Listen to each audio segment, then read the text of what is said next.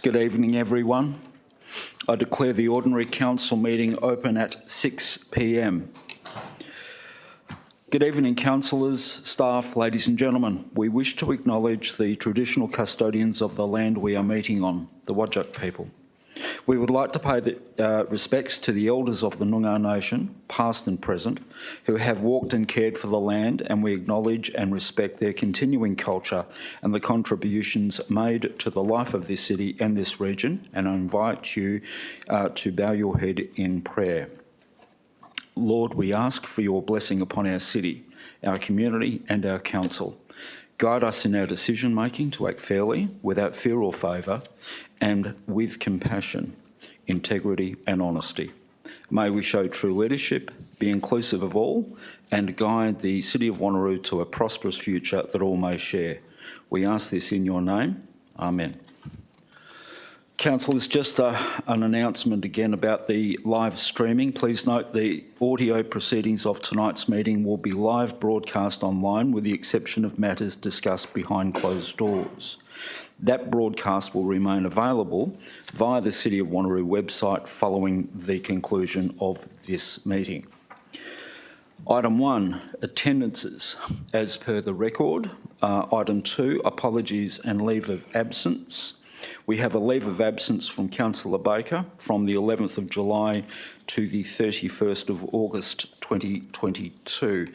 Mr Acting CEO, do we have any further apologies? Thank you, Deputy Mayor. No, we don't have any apologies which has come to us.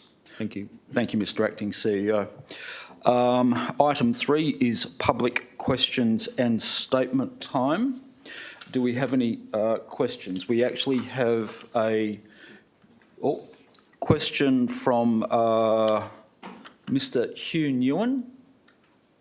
Mr Newen, if you could please just make your way to the lectern and provide your name and address for the records.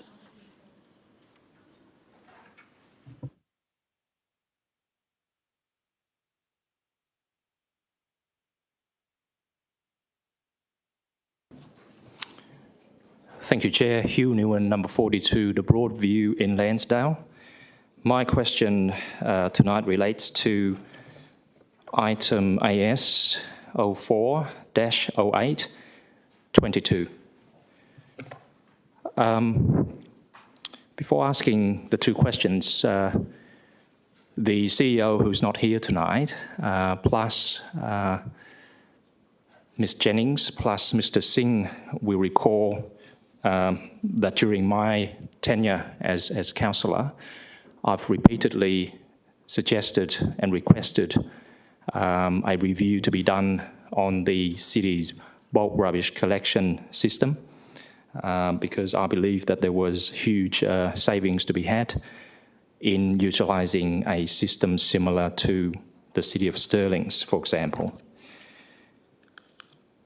My question tonight, the first question is, given the substantial savings to be had from making changes to the current bulk rubbish collection system at the City of Wanneroo, which I alerted to over many years, my question to the City is why this review has not been carried out earlier. Mr Acting CEO. Thank you, Mr Deputy Mayor. Council may recall, Council approved a waste service and delivery review in August 2018. That highlighted a number of projects which were included in a transition plan.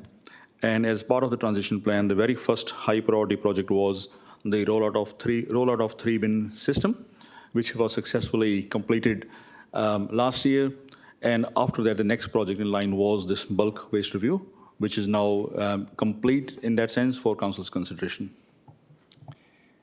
The second question I have is, given the substantial potential savings of nearly $5 million to be had over 3 years by implementing the proposed changes to the city's bulk rubbish collection system, is the city prepared to commit to spending the money being saved towards relieving financial distress for our community through a zero or possibly minimal rates increase in the coming years? Thank you for your question, Mr Nguyen. I think that's a determination for Council to make at its next budget. Thank you. Thank you. Councillors, we also have some written questions from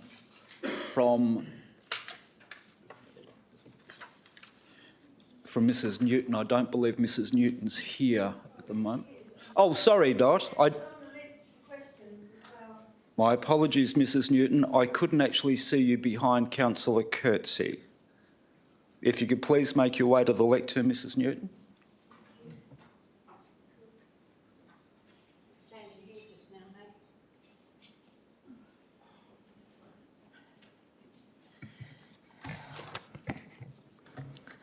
Good evening, councillors. My name is Dot Newton. I live at 11 Huntsville Courts, Wanneroo, and I seek your indulgence to ask 2 questions that aren't on the agenda and to make a statement about one item that is on the agenda. My first question is, why are motions on notice not available in print for the briefing? That actually prevents any deputations. Mrs Jennings? Yes, thanks, Deputy Mayor. In recent times, it's been because they haven't been ready. So unless they're ready, we can't really put them on. I could add to that, but I won't. I'll be polite tonight. My second question is, how many small businesses have been infringed or warned about placing signs on verges in our city in contravention of your local law? Mrs Terrelling?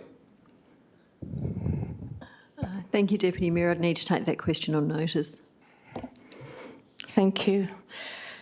The statement I want to make tonight is on CS05. Why is this tender even on tonight's agenda? Golf course management and maintenance of our courses. The submissions closed for that in May. I would like to start by saying it was a shock to see that the current operators had been marked last on all aspects of that tender. Is the recommended interstate operator preferred because of the 9-hole course and crazy golf they oversee in South Perth, as this combination is suggested and listed in the business plan? I mentioned the plan because that is why I feel strongly that elected members should not be making a decision ahead of the plan being presented to Council. In brief, the public notice states, the City is proposing to enter into a major land transaction to grant leases and appoint an operator for both golf course management and maintenance. This business plan is currently out for public comment. It went out on the 27th of July, quite recent. Submissions close, according to the plan, on September the 9th, which is a Friday. And according to that plan, the report is going to come to the September Council meeting, which is 4 days later. Really? That time frame infers that the business plan is going to be endorsed, as it states, following public advertising period, the City will consider all submissions and may decide by an absolute majority to proceed with the major land transaction as described in the business plan. Ask yourself why, in this plan, is there a governance structure dictating how the courses will be managed on a daily basis? That structure on the plan that's advertised currently has City of Wanneroo Golf Course Board, made up of City of Property Services, appointed operator, course maintenance subcontractor, other contractors for the food and beverage and the parks and conservation management. I find that quite scary, personally. The report before you states the following. In advance of the current report, the City has released a business plan. That's 2 weeks ago, right? A week before your briefing. To accommodate the range of submissions received for the tender, i.e. it does not presume the recommended outcome under this report or particular tenderer. You might want to ask yourself if the tender contained the business plan prior to going out to comment. A report to consider any submissions received by the City and to determine whether to proceed with the business plan is anticipated to be provided to the ordinary council meeting on the 13th of September. And as I said, that's 4 days after submissions close. That would be the fastest I've ever seen this council work on submissions. I have to say there's a weekend in there, Friday to Tuesday. My final comment on the report before you tonight is there are a number of timeline issues here. To say that at the best, this is premature. I do hope people read this business plan and put in their submissions because there's a whole month left for them to do it. I'm not staying for the balance of the meeting because I'm in excruciating pain right now, but I do hope you take my comments on board when you're debating it later, and I will be listening when I get home. Thank you. Thank you, Mrs Newton. Councillors, there are also two questions we've received from two members of the public. Firstly, we have a question from Mr P Walker in Butler. That's on PQ 010822.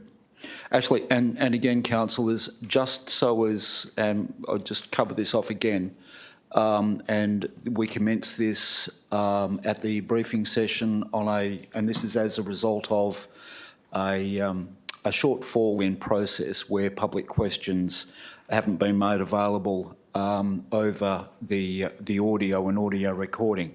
And again, I asked that question last week as to whether if anybody had any objections to these being read out. Similarly, tonight, councillors, are there any objections to me reading out these written questions and answers in at tonight's meeting? There's no indication, so I'll read these questions out from Mr P Walker. In respect of Tarland Holdings Pty Ltd, question 1. What is the total cost of legal fees paid by the City to any solicitors acting on the City's behalf since 2016 in relation to the Tarland Pty Ltd matter? Question 2. What are the total legal costs paid to Tarland Pty Ltd as a result of the City being unsuccessful in the two legal proceedings? And question 3, what other costs have been incurred of any sort have been incurred since 2016 in relation to the Tarland matter? The response from the Executive Manager, Governance and Legal is question 1. The total fees and disbursements, e.g. council fees, councils fees, expert witness fees, etc., paid to the City's principal external lawyers is $1,216. $1 million. Oh, there's sorry, my apologies. There's a space there which makes it a little bit difficult. $1,216,118.45 ex GST. This sum includes more than just the trial and appeal costs and also covers the period from the original engagement in May 2015 to 14 July 2022. Answer 2, the negotiation of Tarland's legal cost is still ongoing, and as such the status and outcomes of these discussions are confidential. Answer 3, in the absence of any further detail as to exactly what other costs are being requested, the City would refer you to the responses to your first question. The second question has been provided by Mrs D Newton of Wanneroo, and it's on PQ 020822. Council member conferences. Question 1, what was the full cost of the attendances of Councillor Treby and Councillor Wright at the ALGA conference this year? And question 2, how many councillors attended the UDIA Congress last year? Responses by the Director, Corporate Strategy and Performance. Answer 1, the requested costing is listed below. Councillor Treby, which is the ALGA Conference Canberra registration, $989. ALGA Conference Canberra flights, $1,674.34. ALGA Conference Canberra accommodation, $1,078.97.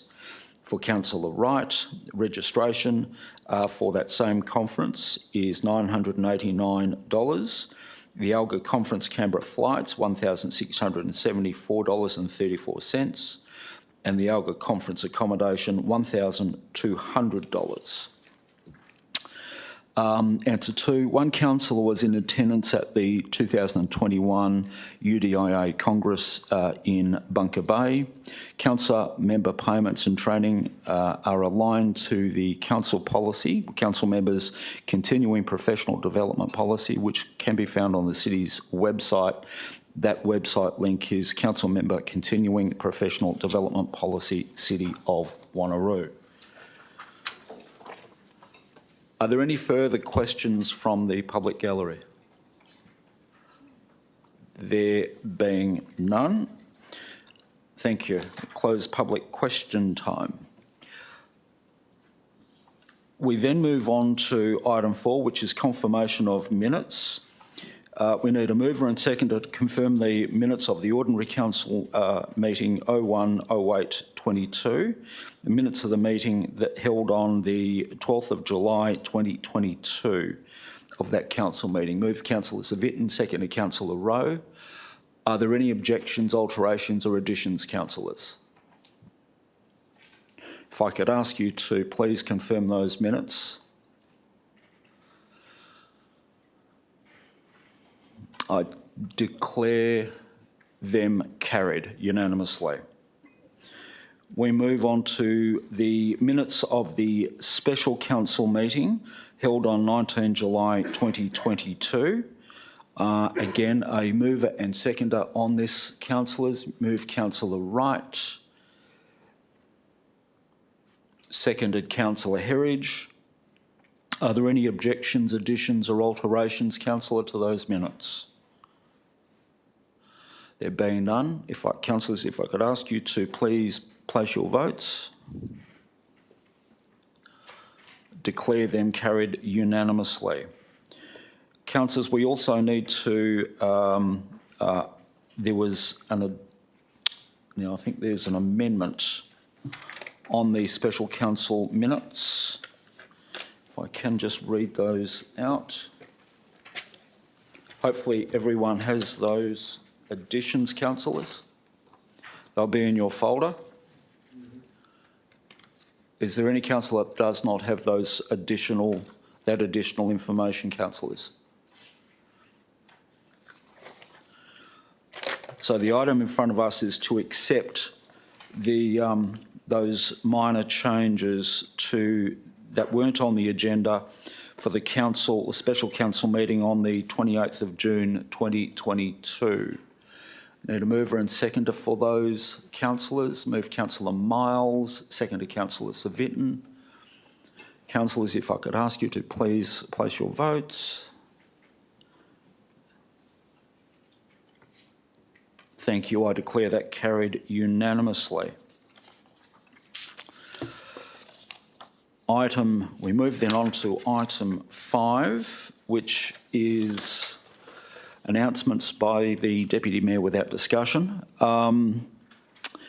Councillors, I'm going to actually call forward Mrs Jennings and Mr Singh to join me to officially receive and congratulate the administration. The Australasian Reporting Awards, the ARA, Best of Industry Sector Award, Public Administration Local. And councillors, this is good news. For the second year running across Australasia, second year running, we won. In addition to its 6th gold award, the City of Wanneroo won the Australasian Reporting Awards, Best of Industry Sector Award, Public Administration Local, for the second consecutive year for its 2020-2021 annual report. The ARA provides Australasian operations an opportunity to benchmark their reports against the ARA criteria, which are based on world's best practice and their peers. The Best of Industry Sector Awards recognises outstanding performance in addressing the general award criteria above and beyond receiving a gold award. The winners of these awards are selected from among the Gold Award recipients in each industry sector. The Gold Awards in each sector are subject to a further review to select the sector winner. The City's annual report was recognised by the ARA amongst its local government industry Gold Award peers, as it thoroughly explains all aspects of Council's performance at an exceptionally high standard and openly discusses challenges and disappointments and looks forward to the year ahead. If I could ask Mrs Jennings and Mr Singh to just join with me so I can present the award.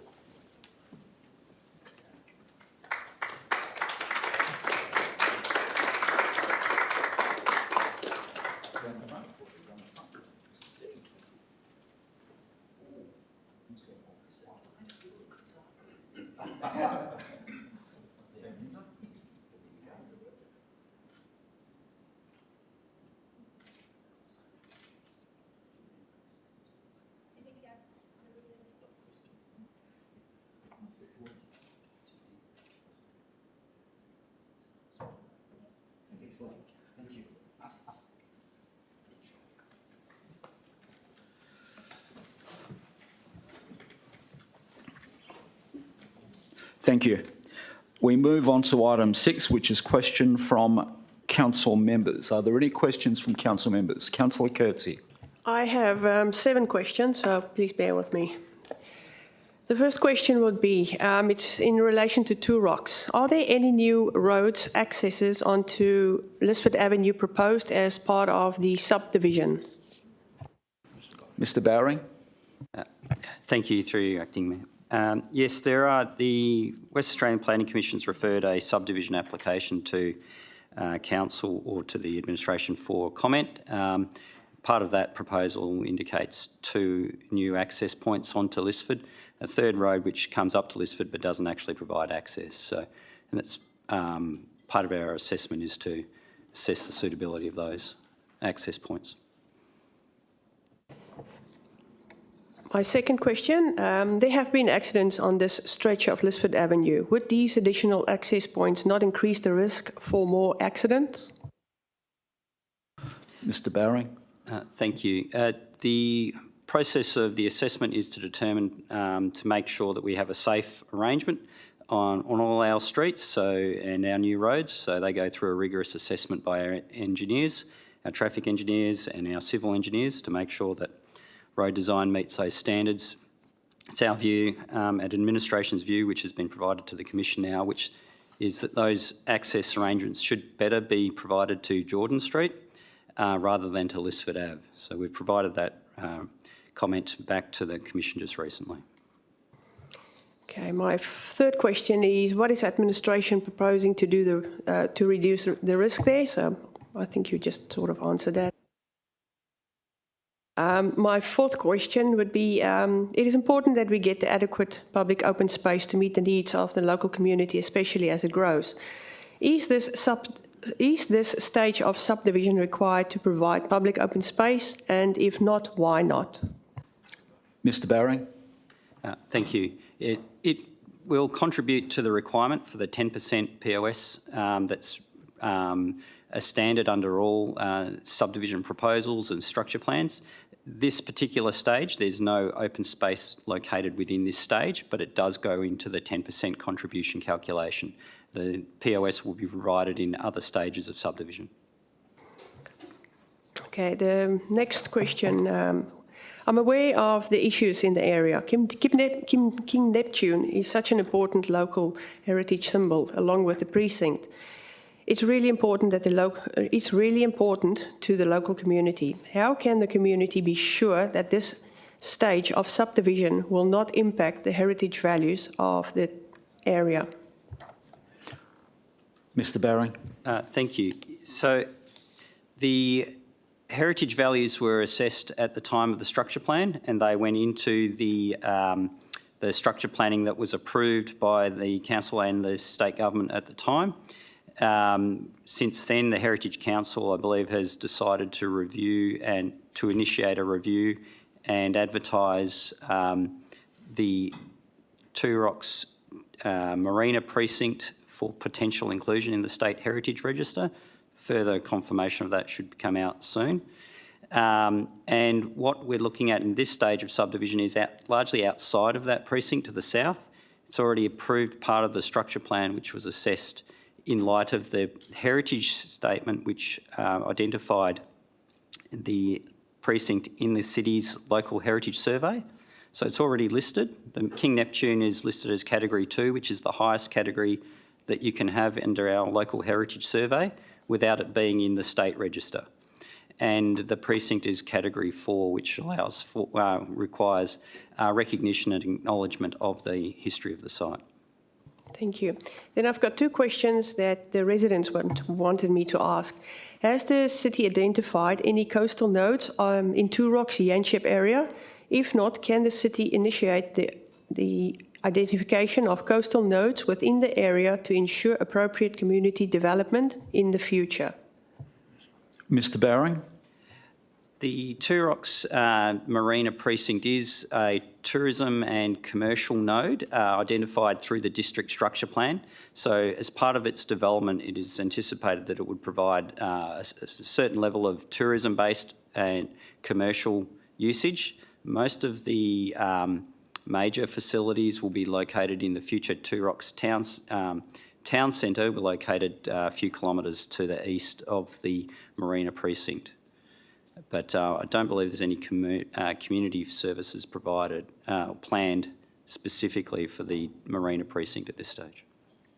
Thank you. And then my last question will be on ASP 70, the entrance to the southern end. It's the corner of Macron, Jordan Street and Two Rocks Road. It is identified as a key gate site and mixed use. If the subdivision goes ahead and as planned, would the city consider purchasing the developing this land under the city's strategic land acquisition policy? The land is ideally situated at the entrance to Lehman's Landing Beach, which is identified as a district beach. If developed appropriately, it could have a multitude of uses which could provide a service benefit to the community at the same time as being profitable for the city. Oh, I think initially Mr Bowring and then I think Mrs Jennings. Thank you. The site that you're referring to is identified as a landmark site in the structure plan, so for commercial purposes. So a range of services and commercial uses is possible on that end lot. At the moment it's proposed to be subdivided into a number of single residential lots and a grouped housing site. But the structure plan does allow for commercial use. So that's doesn't appear to be the intent of the developer at this stage, but certainly that land will be going, that's a separate matter for the negotiation. Mrs Jennings, the issue with respect to strategic land acquisition, would that be something you could respond to? Thank you, Deputy Mayor. That's probably something that we'd need to line up with our policy, but also discuss at our Revenue Review Committee. There are a few goals that we have in terms of strategic land, so it would be a matter of how they were met. Thank you. Thank you, Mrs Jennings. Councillor, that's all your questions? Thank you. Any further questions, councillors? Councillor Berry. Thank you. I've got 3 questions tonight. The first one is, can we be assured after the last council meeting all papers to make decisions have been provided and we're not in the same position as last month? Mrs Jennings. Thank you, Deputy Mayor.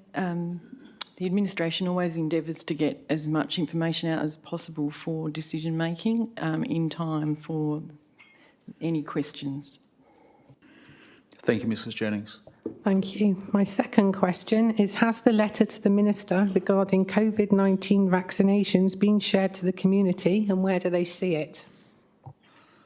I can actually probably answer that one. The request came in from one of the petitioners and one of the people from the meeting, the letter, and it was just put in front of me. The letter had been sent previously, but the request was put in front of me today, and a copy of those letters will be provided. Thank you. And my third question, you'll have to bear with me because there's some background context to why I want to ask this question. And I need it to make sense. We're all equal in this chamber in terms of votes, no matter if we are the mayor, deputy mayor or councillors, we all get an equal say and one vote. We all agreed on joining council to work cooperatively for the good of our ratepayers and community as a whole. We all should be courteous, polite, considerate and respectful of each other. I myself have checked in when I have known colleagues to be struggling, and I believe I communicate with everybody appropriately. The mayoral elections has brought out the worst in some individuals, and after my campaign last October, I did not think this campaign could get any worse. Sadly, when I recently shared my health issues, I discovered when I had COVID, they were shared with some community members. I chose to let this go at that time and didn't make a complaint because of the cost of the ratepayers. And I would thank those community members who have inquired after my health. For the record, I've been to hospital today and I've been signed off as clear for one of my complications. The other one requires further treatment. But this does not affect my ability to use my brain. When I was away, I missed some meetings and budget workshops, and I apologise to the community that I was not available at that time. I've been asked if I would have supported the budget. I want it on the record, no, I wouldn't. I'll now move on to the basis of my question. This question is raised after the disgraceful, unforgivable, disrespectful, despicable behaviour of one of my colleagues that I should be able to rely on, that I should be able to look up to, and sadly I can't. I shared some information very recently in confidence. I have asked that my private health is not discussed with those I do not know, and you all had an email from me asking you to respect my privacy. To my horror, private and confidential information is being shared again, and I believe this is an attempt to discredit me. I would not have believed one of my colleagues could stoop so low. Mr. Deputy Mayor, I want to know why you took to announcing at the Volunteer Firefighter Award Night on Saturday the 6th of August to roughly 200 people that I was an apology due to my husband being very sick in hospital following his flight return from the UK. You did not speak to me, you did not ask me, you certainly did not have his permission to share his private business. By Sunday, this had been onward shared to others, and given my husband is a tradie, like some of the guests on Saturday, we have received calls and texts at a time that has been exceptionally distressing. You, as Deputy Mayor, should be sensitive to what is shared with you. You should be setting the standard, and you had no right to share this information. I want to know why you felt it was appropriate to do so, what you hope to gain other than discredit me, and what gave you the right. And I believe you owe my husband that explanation tonight. He's listening to this broadcast. I also believe you owe him a public apology, as your actions have caused a great deal of upset. Please explain yourself.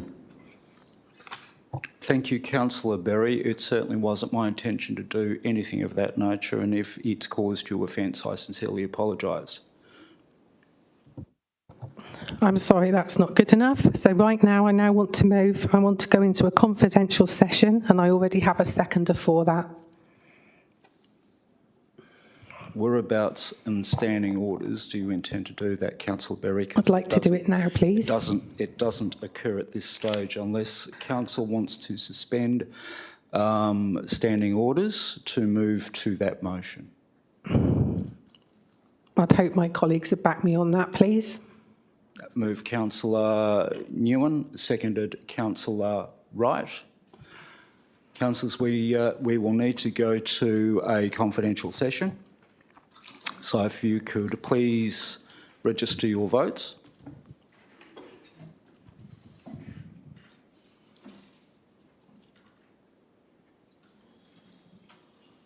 Who hasn't voted? No, declare that unanimous. Thank you. We'll go behind closed session now, and if we could please ask the members to vacate the chambers. Thank you.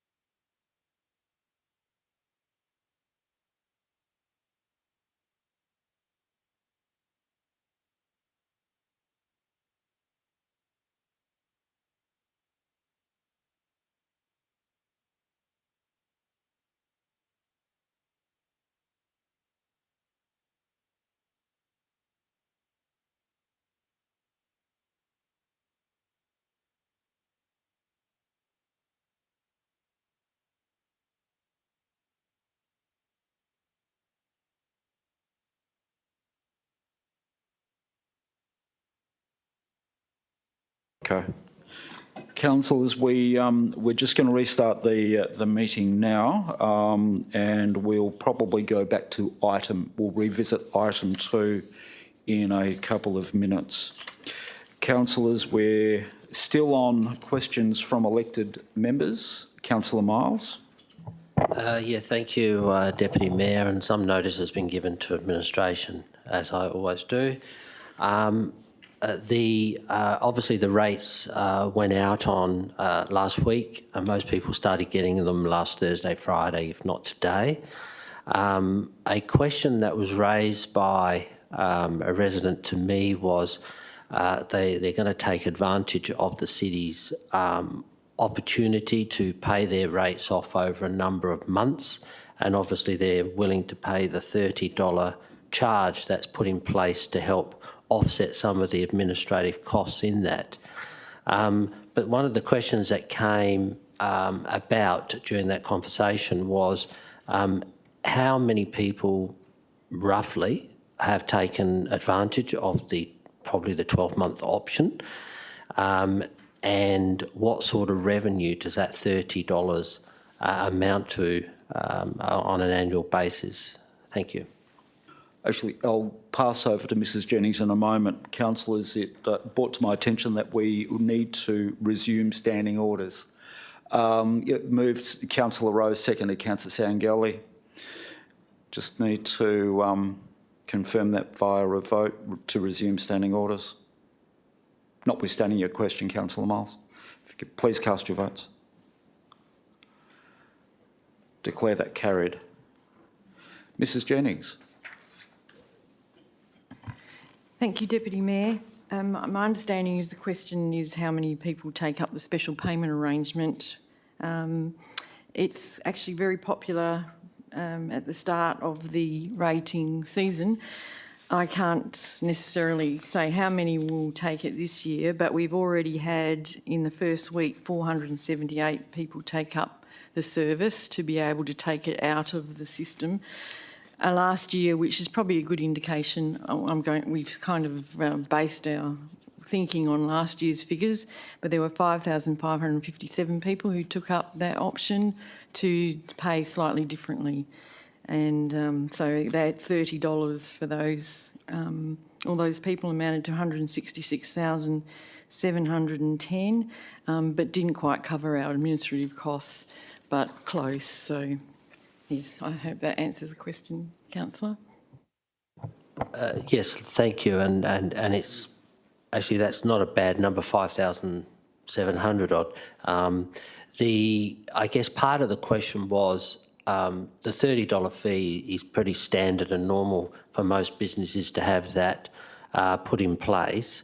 Does the system within the rating area, is it able to cater for that in a more efficient manner, or is there quite a lot of labour involved in taking people out of the system and running some other secondary system? How is that functioning, Mrs Jennings?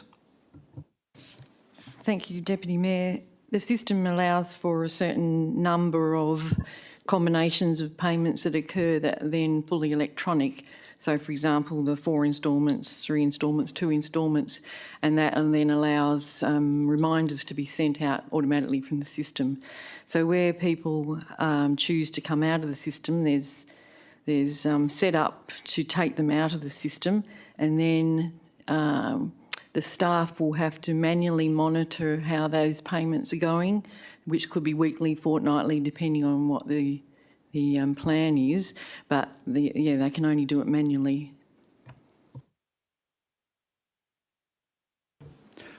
Thank you, Councillor Miles. Councillor Wright. Thank you, Deputy Mayor. I actually had one question arise from Councillor Miles' question, and I'm sure most of us around the table have gotten the same question. What are the specific the fees and charges with using the financial hardship? What's set by the local government, and what are statutory charges that we must charge residents? So I'm talking about the $30 fee, the interest on the instalments. What ones do we have to charge residents, and which ones are obviously set and managed by the local government? Mrs Jennings. Thank you, Deputy Mayor. The people I'm talking about are not in the financial hardship case. These are people that just choose to pay in a different way. When it comes to our financial hardship policy, then we need to go through a check to assess the situation, and because of that financial hardship policy, there's some things that we just don't then charge. So we're talking about two different things here. Financial hardship is one process, but this is just a service that we offer that has a fee with it because it takes it out of the system. So someone decides right from the moment that they get their rates invoice that they might like to pay fortnightly or something like that. So they make that arrangement through the customer centre. The customer centre sets it up, and then the rate staff have to manually monitor them from then on. Councillor Nguyen. Also, just on this $30 fee that is added to the payment arrangement, and I know that my notice of motion to have this fee waive isn't considered as part of this meeting, but for the future meeting. But in terms of putting this in place, once council adopts this proposal at the next meeting, how fast can we actually roll it out for our residents? Well, Councillor, before I go to Mrs Jennings, that would be a determination for a future decision. But Mrs Jennings? Thank you, Deputy Mayor. I think it's definitely part of a future decision because it may well be also a decision whether we continue with the service as well. So Yes. Thank you. Any further questions, councillors? There are none. Councillors, we move on to item 7, petitions. We have a petition, I believe, Councillor Curtsey. Yep.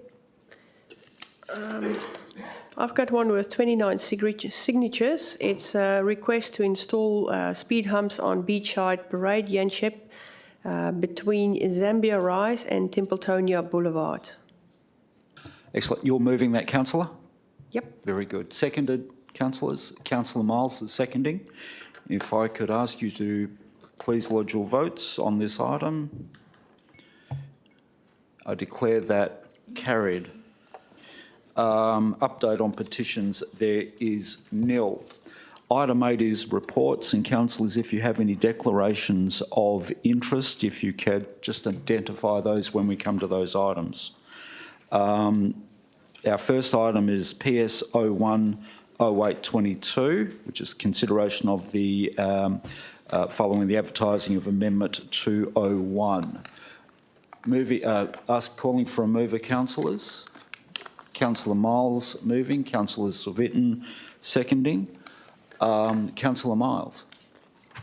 Thank you, Deputy Mayor. This is one of those additional use car park for boats, trailers, caravans on areas that we that normally do not have any water available to them, and these people are looking at opportunities to be able to store or park caravans, boats, vans or other uses that clearly do not fit within our suburban neighbourhoods anymore because we don't have front yards or even side yards to be able to get through to our back. So this is one of those good amendments, and I ask Council to endorse it so it can go up to the Commission. Councillor Savitten. Yes, thank you, Deputy Mayor. Yeah, look, I'm happy to second this. It has an envelope. Within that envelope, in this particular item, they've actually shown how they're going to develop the particular site. The remainder of the site is bushland, and hence it doesn't have this water licence that would ordinarily expedite the property for further development. Under our scheme now, we are accepting these, and I do see that the applicant is acting in his own right this time, because I think this is the second time it's been here. So based on what is actually happening in our rural areas through the lack of water licences, etc., I'm happy to move this, but I did note in the actual item itself that for one of the correction, there was a spelling error in on page 9 where they've identified Banara Road. That should be Bernard Road, I think. So it's just a minor glitch for the item itself. But I'm happy to support this, and I guess we're going to get quite a few more of them in time. And I think in terms of the way our subdivisions are going, the blocks are so small now that we're going to need more and more of these developments to appease boat owners and caravan owners as well. So I'm happy to second it. Thank you. Thank you, Councillor Civic. Speakers for the item, Councillor Aitken. I do support the item, but it's disappointing that we have fertile soil in our growing areas, in our market garden areas that don't have water to be able to do production. And I would rather see the owners of this land able to produce food for our community. But because of our state government decisions to cut water, they aren't able to produce food on them in this fertile ground and have to make these uses. And I support this. They need to earn an income. They have to earn an income. And I support this motion so they can do that. But I would prefer them to have water to be able to produce more food. Thank you. Thank you, Councillor Aitken. Speakers against? Speakers for, Councillor Parker? Thank you. I'm happy to support this recommendation. I did raise my concerns as to the width of the unsealed road leading to the property. I am really sceptical about the amount of traffic that will be at the populated areas like Easter, Christmas, school holidays. I am concerned for the other residents about that. I do know that this is going to be addressed during the application stage. But at this stage, I am happy to support on condition that it is, and I know that Mr. Byring did say, it would be addressed at the development stage. So thanks very much. Thank you, Councillor Parker. Speakers against? Speakers for? Councillor Miles, did you wish to close debate? Councillor Miles has closed debate. And with that, councillors, if I could ask you to please cast your votes on PSO 1. Declare that carried unanimously. Thank you. Councillors, I think we'll go back now to item 2, which is leave of absence. We've received a request for a leave of absence for Councillor Berry from the 9th of August through to the 11th of October. Looking for a mover and second. A move, Councillor Sangalli, seconded Councillor Aitken. Councillor, I'm just going to put that vote.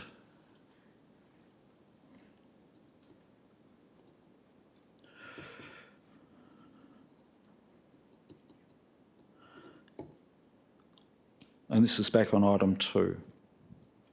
If I could ask you to please cast your votes, councillors. Declare that carried unanimously. Thank you, councillors. We then go on to Assets ASO 1, State and National Black Spot Funding Program. Councillor Rowe, you want to move that? Yep, moving that item, Councillor Rowe, seconded Councillor Aitken. Councillor Rowe. Thank you, Deputy Mayor, and it's clear that the administration has put a lot of thought and effort into developing these projects. Often we speak from personal and lived experience when we see these busy intersections and the traffic calming measures that need to be installed there. So from a South Ward perspective, it was encouraging to see the final application for Wanneroo Drive, Girraween Avenue, also for an application for Mirrabooka Avenue and Montrose Ave as well. And I thank the Acting Director for his explanation of the BCR measurement last week. It was difficult to understand, so grateful to get as much information as possible to make our decision tonight. Thank you, Councillor Rowe. Councillor Aitken. Yes, and from the northern part of the city, my daughter used to live off Petcairn Petcun entrance in Queen's Rocks, and coming in and out of there was always a trial of luck at times, and I'm really grateful to see some traffic management being done there to make that entrance safer. And of course, Connolly Drive and Hester Avenue intersection, wow, with the traffic going through there, it's great to have some traffic management done there. Really excited, and the south of the ward items areas is great too. So I just ask my fellow councillors to support this. Thank you. Thank you, Councillor Aitken. Councillor Speakers for, Councillor Savitton. Yes, thank you, Deputy Mayor. Look, from time to time, administration are coming forward with black spot funding where it is really required, and there are issues with the road networks, etc., etc. So I'm very appreciative of the fact that black spot funding is available, and I have no hesitation in agreeing with the recommendation. So yes, it's certainly going to be met with great relief. Thank you. Thank you, Councillor Savitton. Speakers against? Speakers for? Councillor Herridge. Thanks, Deputy Mayor. Yes, I just wanted to concur with Councillor Rowe. The same for the southwest wards. It's fantastic to see a number of items that are coming through on the black spot. There's a few passionate residents in Lansdale, both for Lansdale Road and the Hepburn Mirrabooka roundabout. I'm sure everyone's aware of that lovely little spot. So it's wonderful to finally see that come through, and I'll be working with the team. They're already probably looking at me. So a bit passionate about that one. Thank you. Thank you, Councillor Herridge. I know my wife's been a victim of that intersection at Mirrabooka and Hepburn herself. Speakers against, councillors. Speakers for, Councillor Nguyen.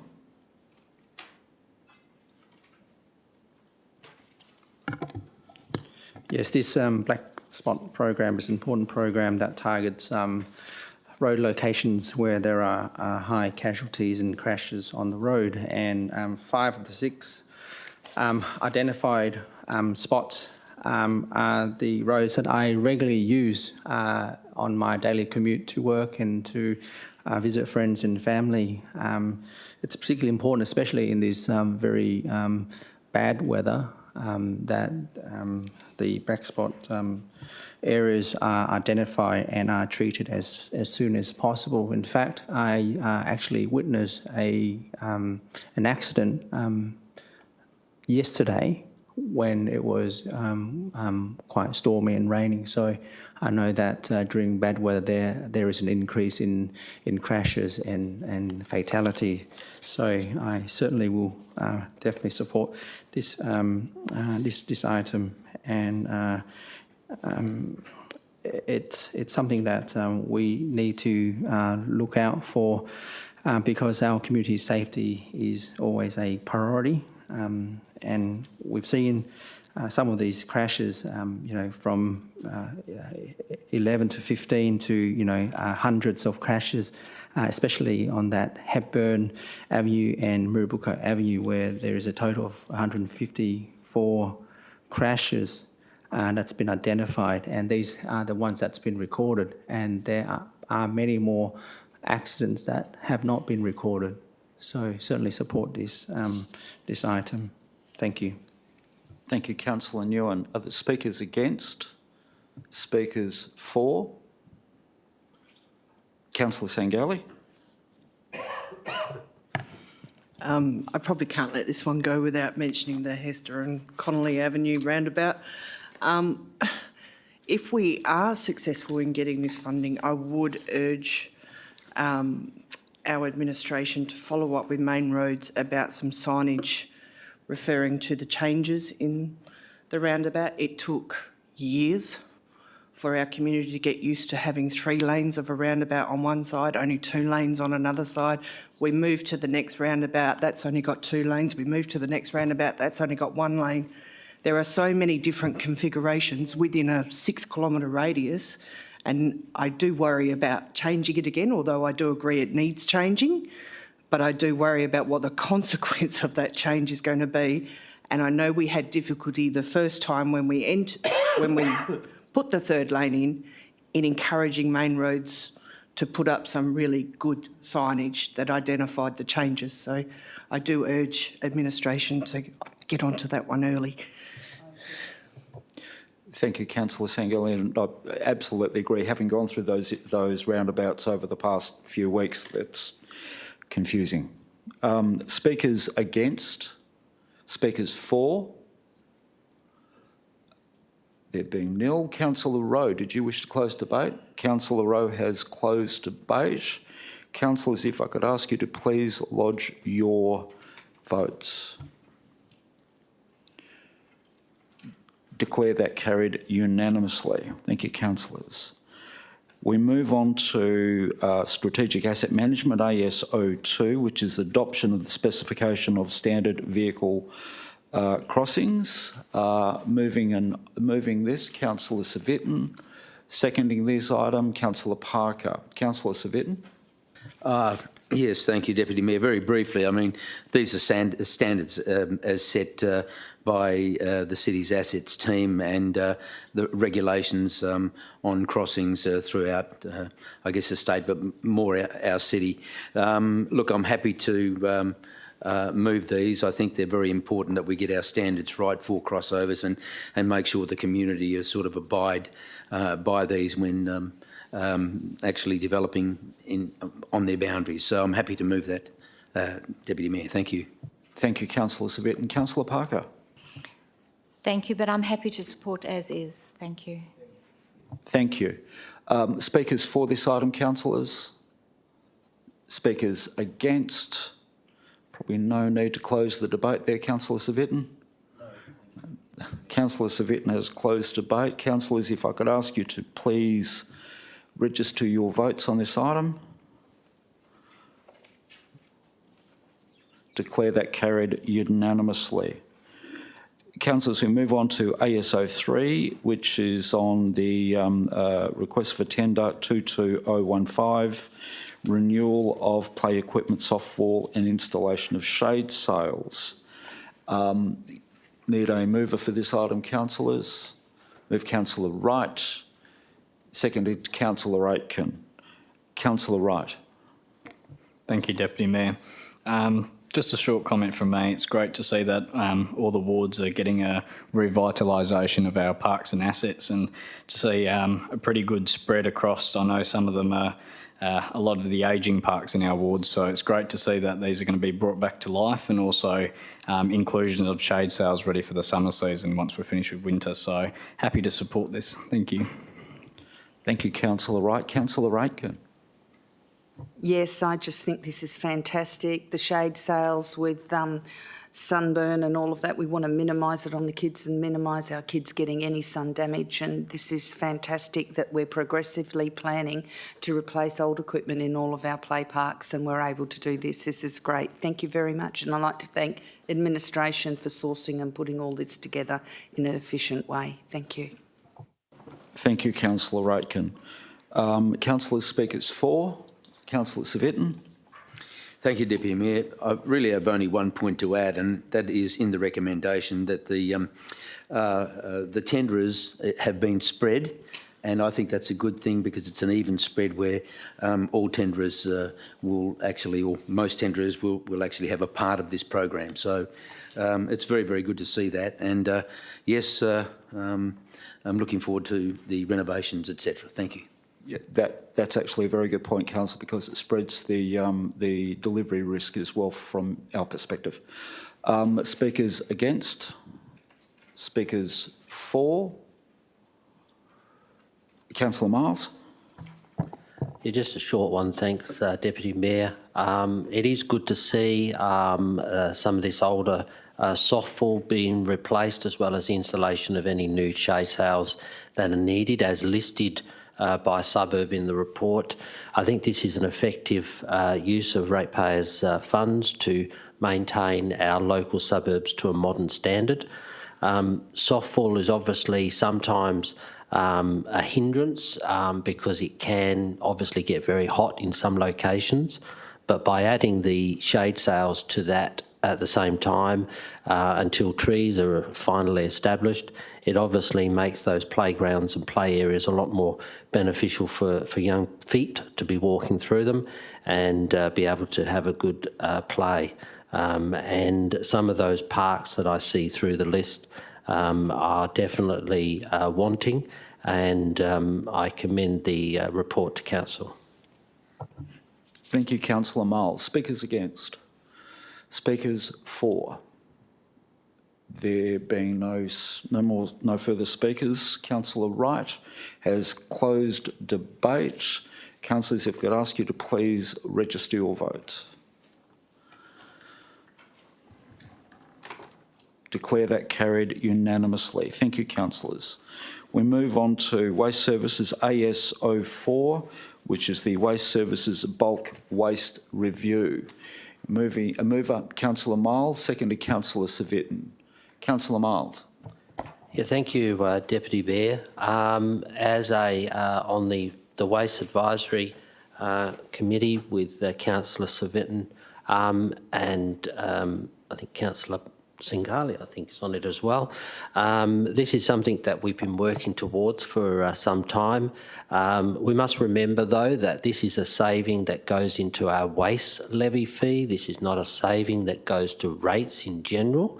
And that's why the city and this council has been able to adopt for the 4th year in a row a $410 waste services levy, because we've been able to find these changes within our work practices to be able to make those savings.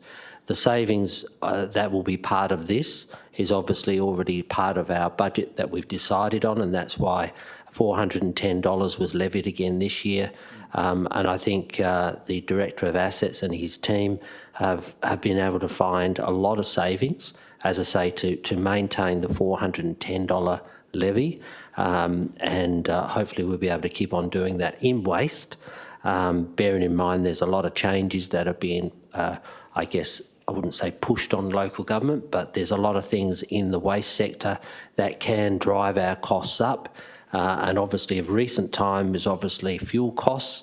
Our city is a very, very large, long city, and our fuel costs in some instances are probably up nearly 35–40%, and I'm sure Mr Singh is hoping for the day when that might come down a bit, and so do I, because I don't want to put that $410 levy up. So these are the savings that help reduce that, and I ask Council to support it. Thank you, Councillor Miles. Councillor Civic.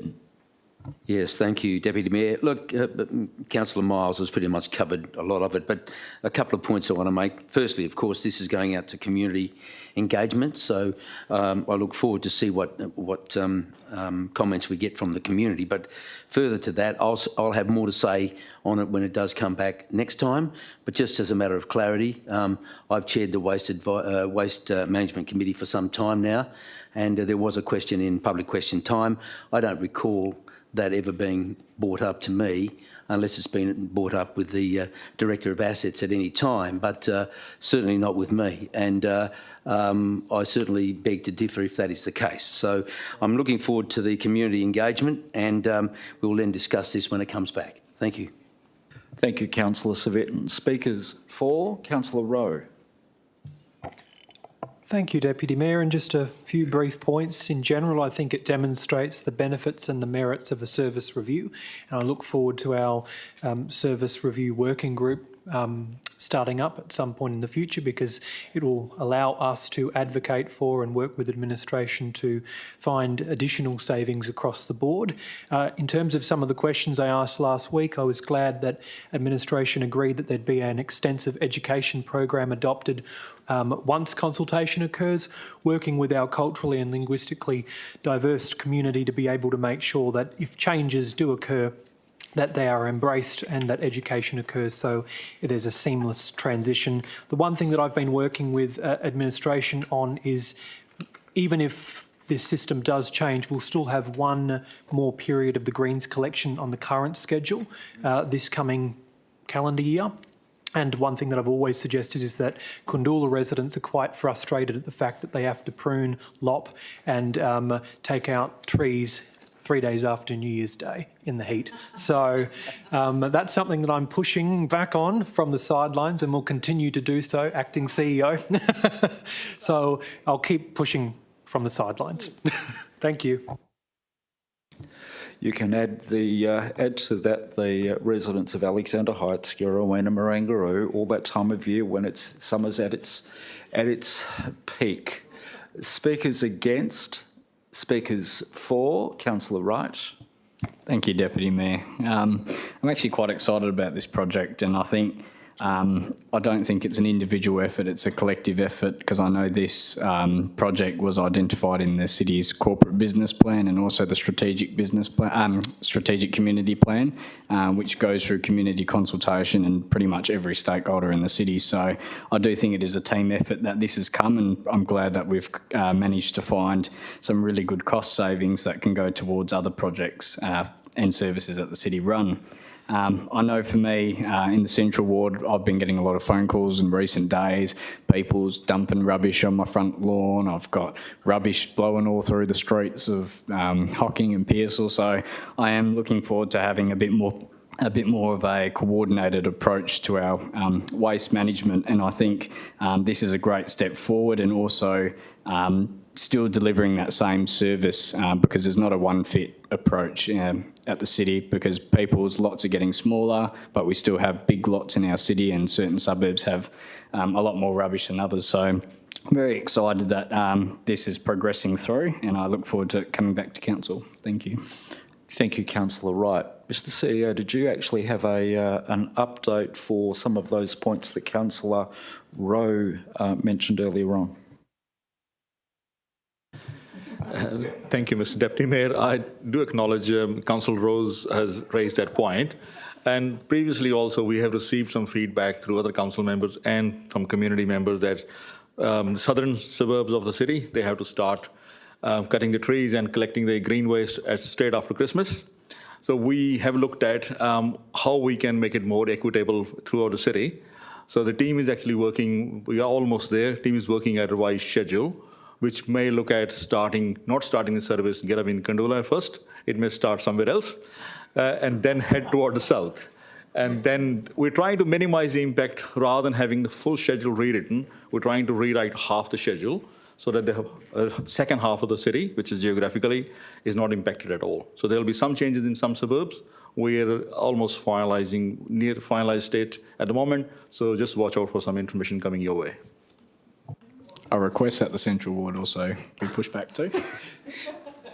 Thank you. I just note the Director of Asset Waste Management is probably nodding furiously in the audience as well. Speakers against? Speakers for? Councillor Parker.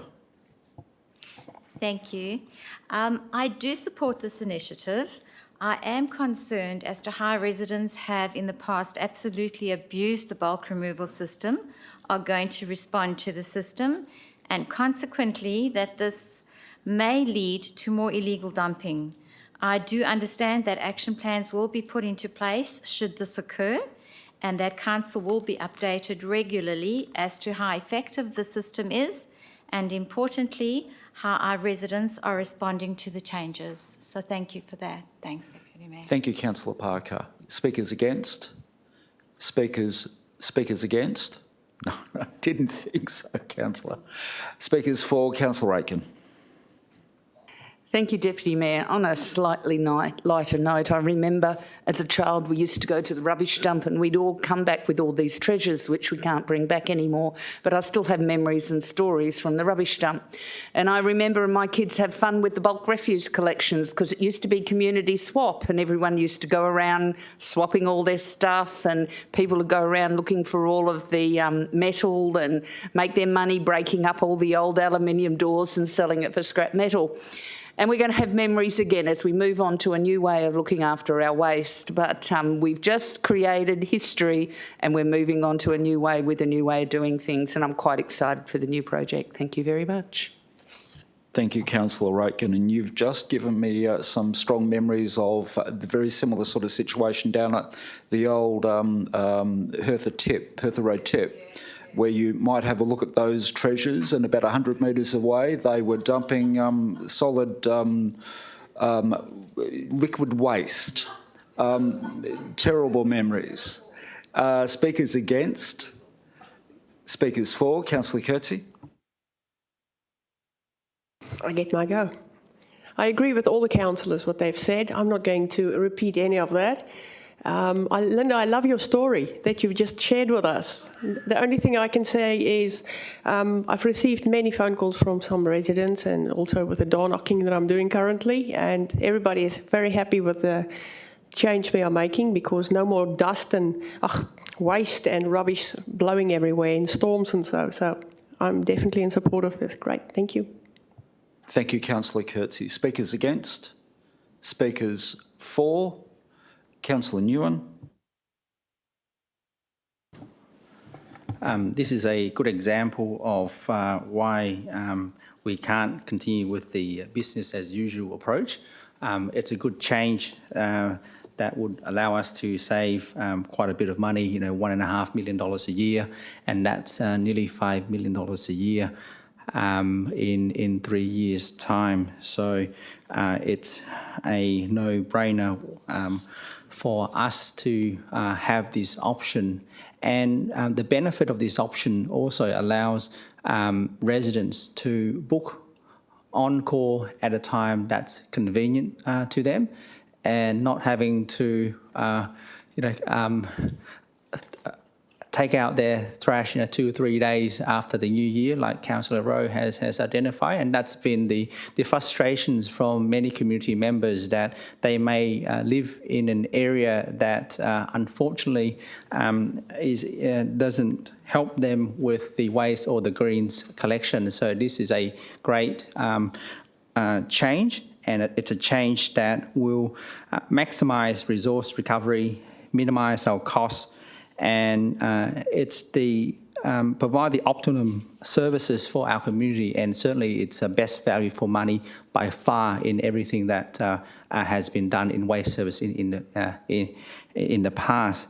And this is a great start for us to, and a great example to review other services that we have to continue to find savings. And I think one other area could be in how we choose our tenders, but that's another day for us to consider that. I certainly fully support this option going forward, and I think our residents would certainly welcome where we can find more savings as well. Thank you. Thank you, Councillor Nguyen. Speakers against? Speakers for? Actually, just a couple of words, if I can, councillors. I think this does go back to the leadership shown by members of the Mindarie Regional Council in particular. Certainly, Councillor Savitton's been a long-term member of the Mindarie Regional Council, along with the former Councillor Dot Newton, and also Councillor Miles in championing this approach.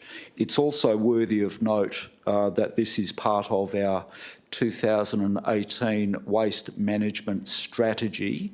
It was identified to undertake this approach in a staged manner, going through to the 3-bin system, so as we could eventually move through to FOGO, but then dealing with our bulk waste and trying to generate those savings. So it's the phased approach, and we are delivering on that. The community have been advised of that all the way along since 2018, and this is a further opportunity for them to hear and see and consider the value and the options that will arise and accrue to them as a result of the option to have a more bespoke approach to our bulk waste rubbish. But certainly, and again, Councillor Civic, you're a long-term chairman of the Waste Advisory Committee, where a lot of these matters are raised and they are thrashed out.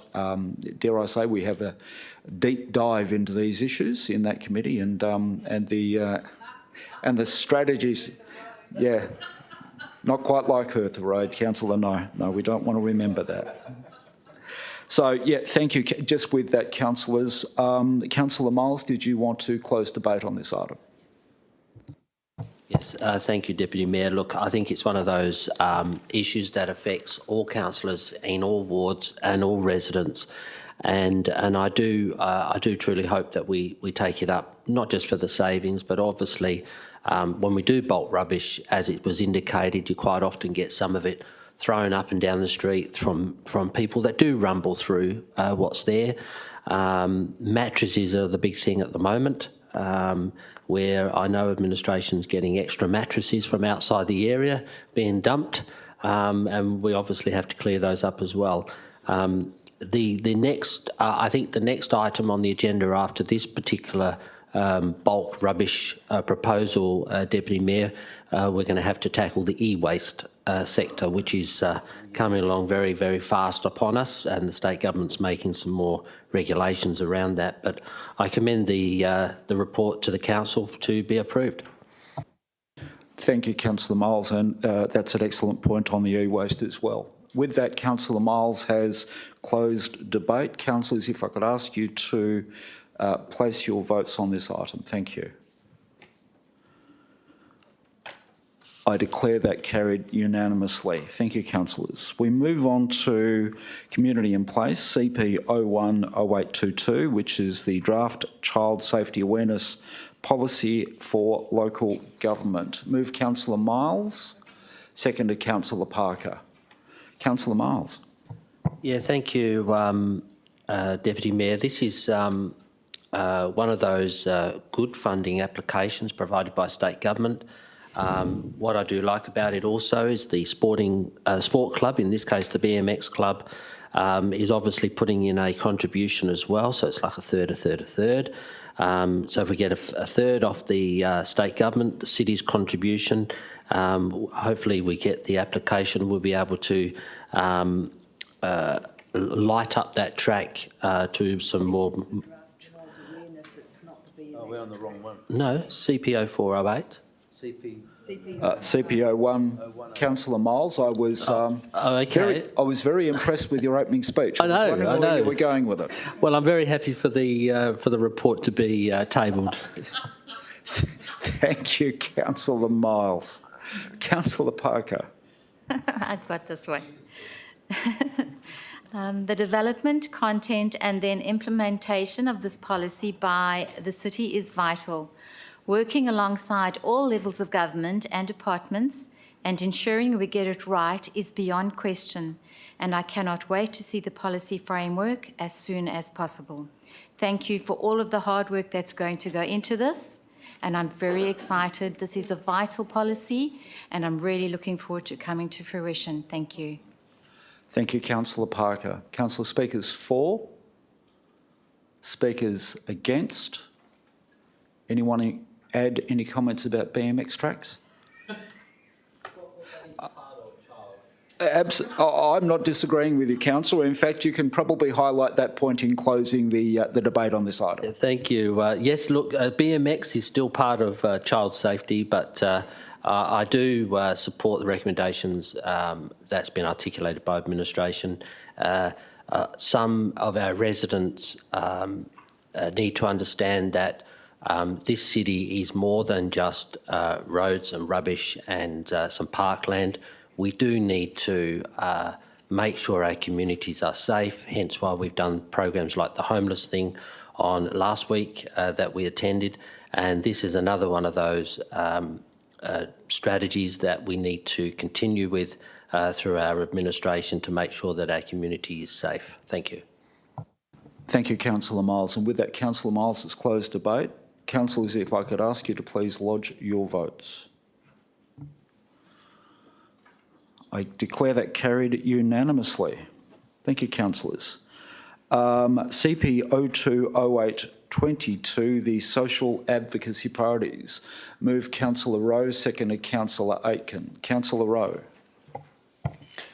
Thanks, Deputy Mayor. And just following on from the points that Councillor Miles was just raising, that the city is not just about the physical infrastructure and the facilities, that there's a lot of social services that we are advocating for.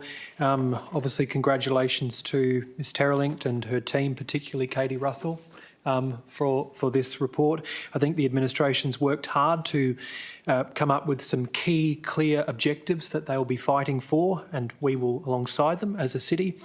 In particular, the emphasis on social services hubs, and something that many councillors attended last week, which was our joint homelessness strategy with the City of Joondalup. So moving forward, obviously having the clear objectives, but learning to work more productively with government, but also our non-government agencies as well, and the charitable organisations in the city who do such an incredible job at supporting the people in our community who are experiencing hardship. So I definitely commend this report to the council. Thank you, Councillor Rowe. Councillor Aitken.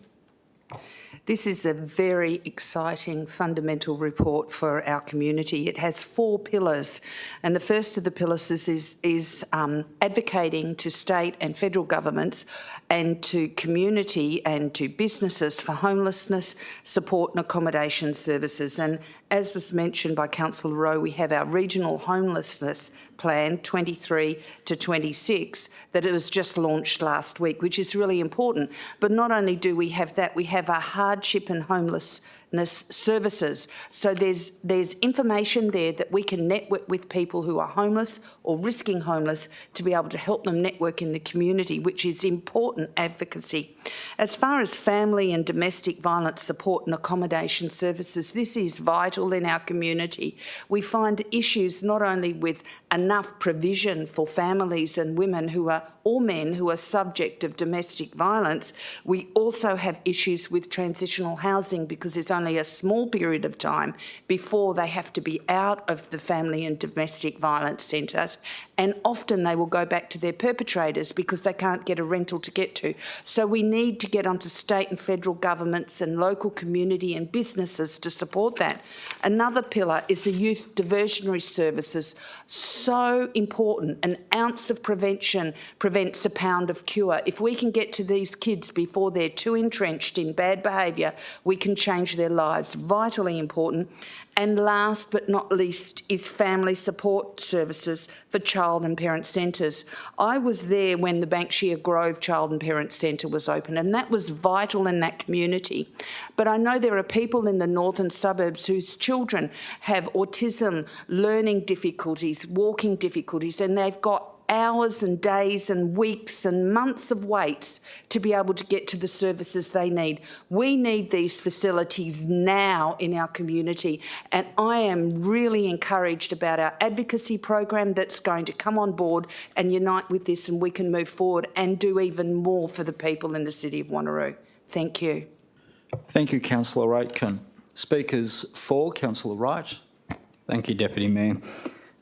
It's really great to see that the city is doing things about wellbeing, and we know after COVID of everything that's happened around wellbeing and how important it is now that, you know, a lot of us have had to stay in our tiny boxes called a house. In terms of the diversity, you know, as someone that's had lived experience with mental health, and I used to be the chairperson of the youth steering committee for the West Australian Association for Mental Health. So a lot of these statistics don't surprise me that we do have a clear lack of services in our city, but it is great and never too late to identify this. And you know, some of the projects that I'm excited to see on there is the PCYC, as Councillor Aitken said before, actually tackling this at a young age and getting rid of that entrenched behaviour is a great step forward. The Yanchip Hospital, I know that's going to be great for our northern suburbs up that way, but also all these different areas around support and accommodation services, homelessness, is all really good for our intergenerational equity and going forward and actually leaving our communities better for each generation that comes through. So really happy to support this and thank the community development team and Ms Terralink as well for the behind the scenes research, and I'm sure this hasn't been a one-year solution, and I know it's taken a couple of years, so no, I commend this report to Council. Thank you. Thank you, Councillor Wright. Speakers against? Speakers for? Councillor Civic.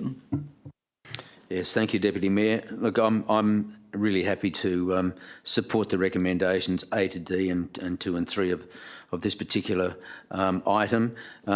This area will be a growing area in time to come, and as has been pointed out by Councillor Aitken, an area that we're going to have to be concentrating on because the growth in this particular area will be a problem in the future, I think, and together with state and federal government, because I think a lot of the funding is going to have to come from them, and we're going to have to work in unison with them to provide the facilities for these disprivileged community members. So I'm certainly happy that Katie Russell is involved in this particular advocacy program, and we just have to wait and see how it grows now over the next few years, and I just hope we can really address these problems and keep things to a minimum. Thank you. Speakers, thank you, Councillor Civic. And speakers against?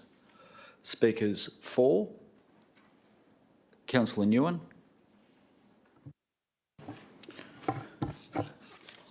Homelessness is a complex and challenging area to deal with, and I know that during this very difficult and challenging economic period and financially challenging time, homelessness can affect anyone, and it can affect anyone at any time.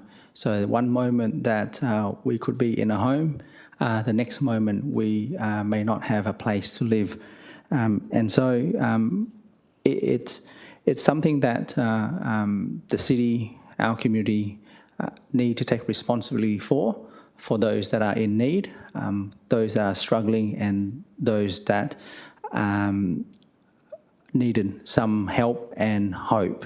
And this policy is a great step to achieving that goal to make our city a safer and a better place for everyone, including those that don't have a home. So it's a great policy for us to be advocating and putting at the forefront those people that are needing our help the most. So thank you. Thank you, Councillor Nguyen. Speakers against? You were a bit quick there, Councillor Miles. I wouldn't have thought you were. Yep. Councillor Miles, speaking for. No, definitely not the office I used to hold. I wouldn't have voted against it. Look, the report is quite good, and I think it's been articulated that Ms Russell has actually put this together through the work with Ms Terralink. And I think some of these are needed, and they are needed, pretty much straight away. But funding's always there.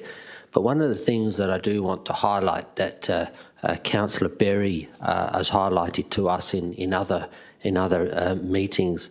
And talking to her, offline, is quite often when we're designing and planning our suburbs, we do a great job through planning of ovals and those other incidents like tennis courts, basketball courts, but we don't actually find or allocate any land for these types of services. And I think that we're going to have to ask our Planning Department, Deputy Mayor, to start incorporating some of this in the planning and the subdivisional approvals, because I know that administration is talking with PCYC, but I would say that this city needs at least 3 PCYCs, and therefore there needs to have land, available for them to be able to build that. In any of our current locations, the education department has obviously very large blocks of land, but they don't necessarily want to allow a PCYC to be situated on the edge of their space. Now, that could just be an easy conversation that the city has with the state government education. But I think it's vital that we also look at it right down to that area. And I think if administration can take this document and spread it throughout our own agency and say, okay, this is now council's adopted policy, find the locations to suit these particular services, because the services are needed, we know they are, there is funding out there, but however, there's no place to put them. That's the key to it. So we have to also look at that planning of where we can actually situate them.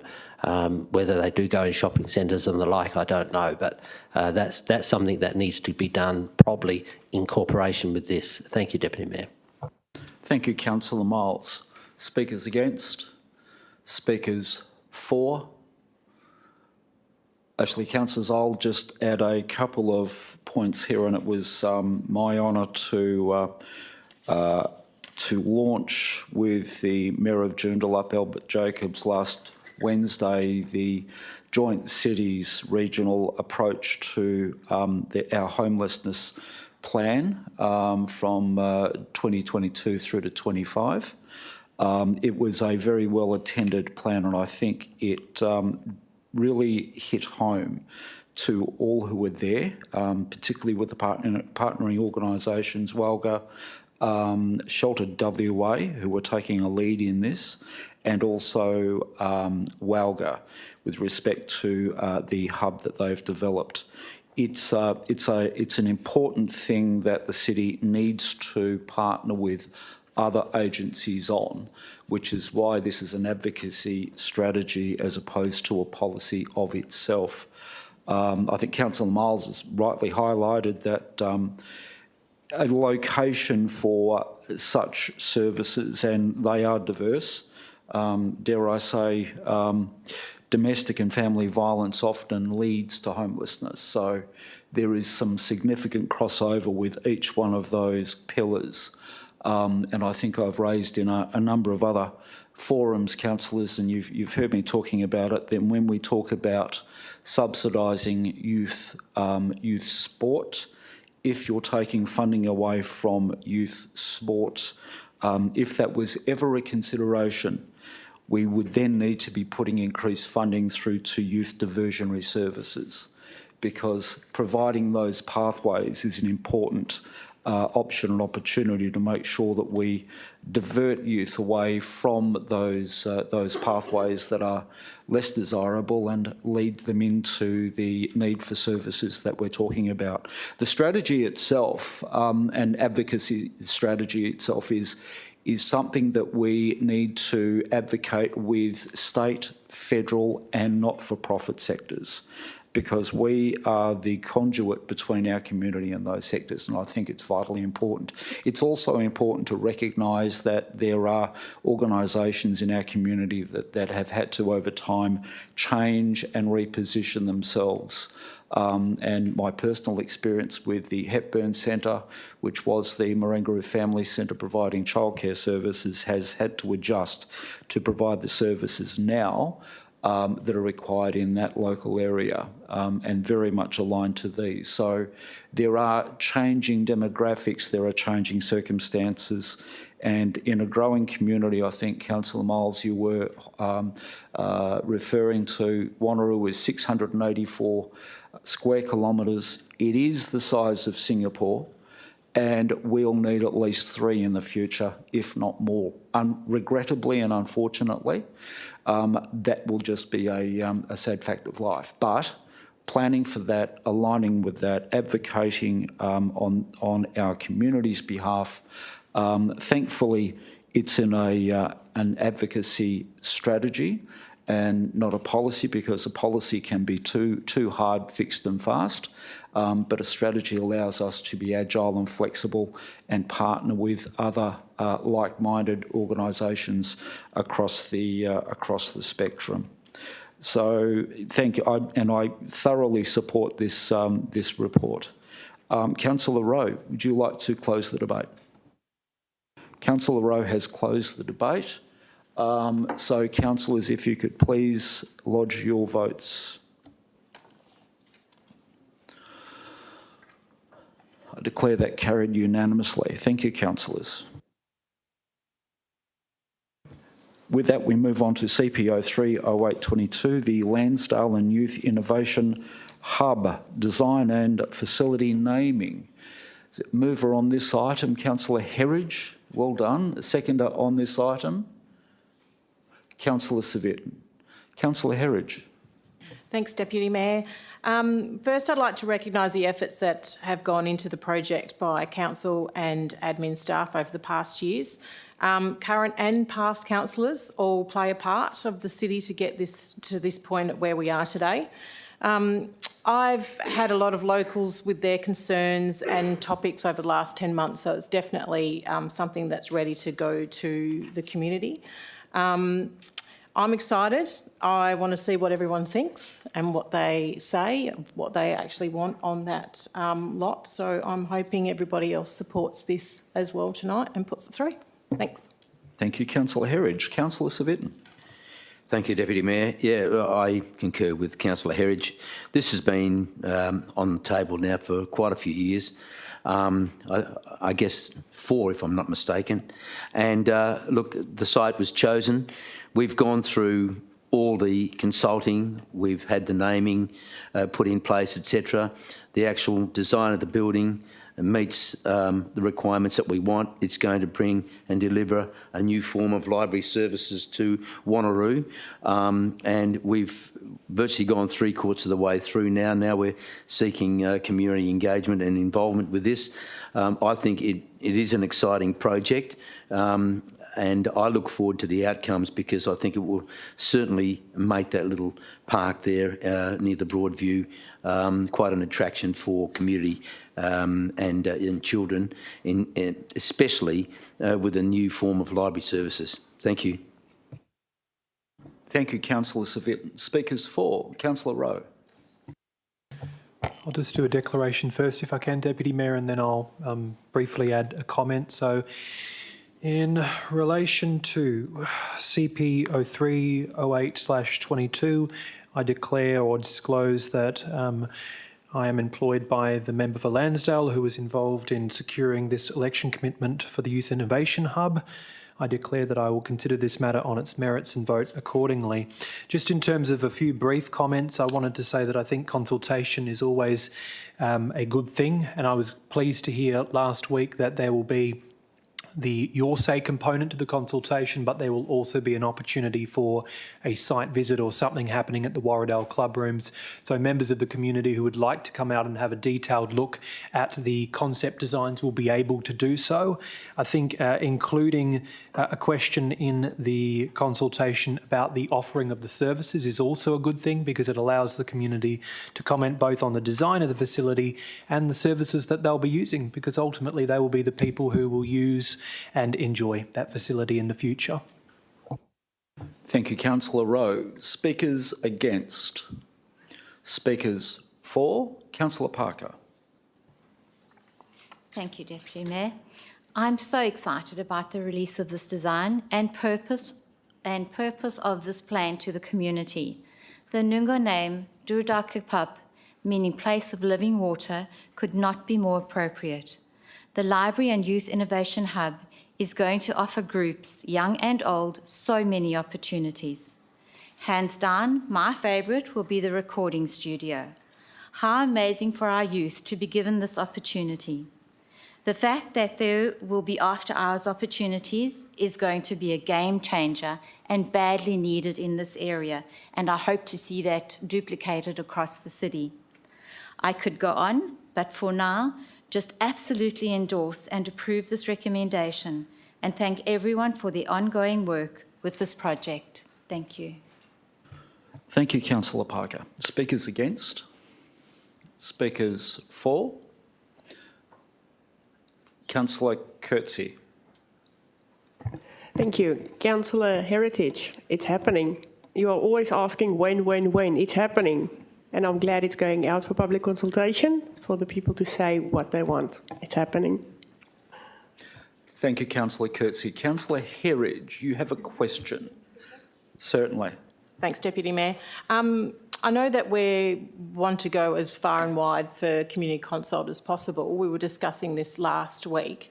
I'm not sure why it didn't occur last week, but I was just wondering, can we widen the letter and the scope of how far we actually go with that? Can we go a little bit wider to, being that the community will be coming from a wide range, it's not just the immediate area?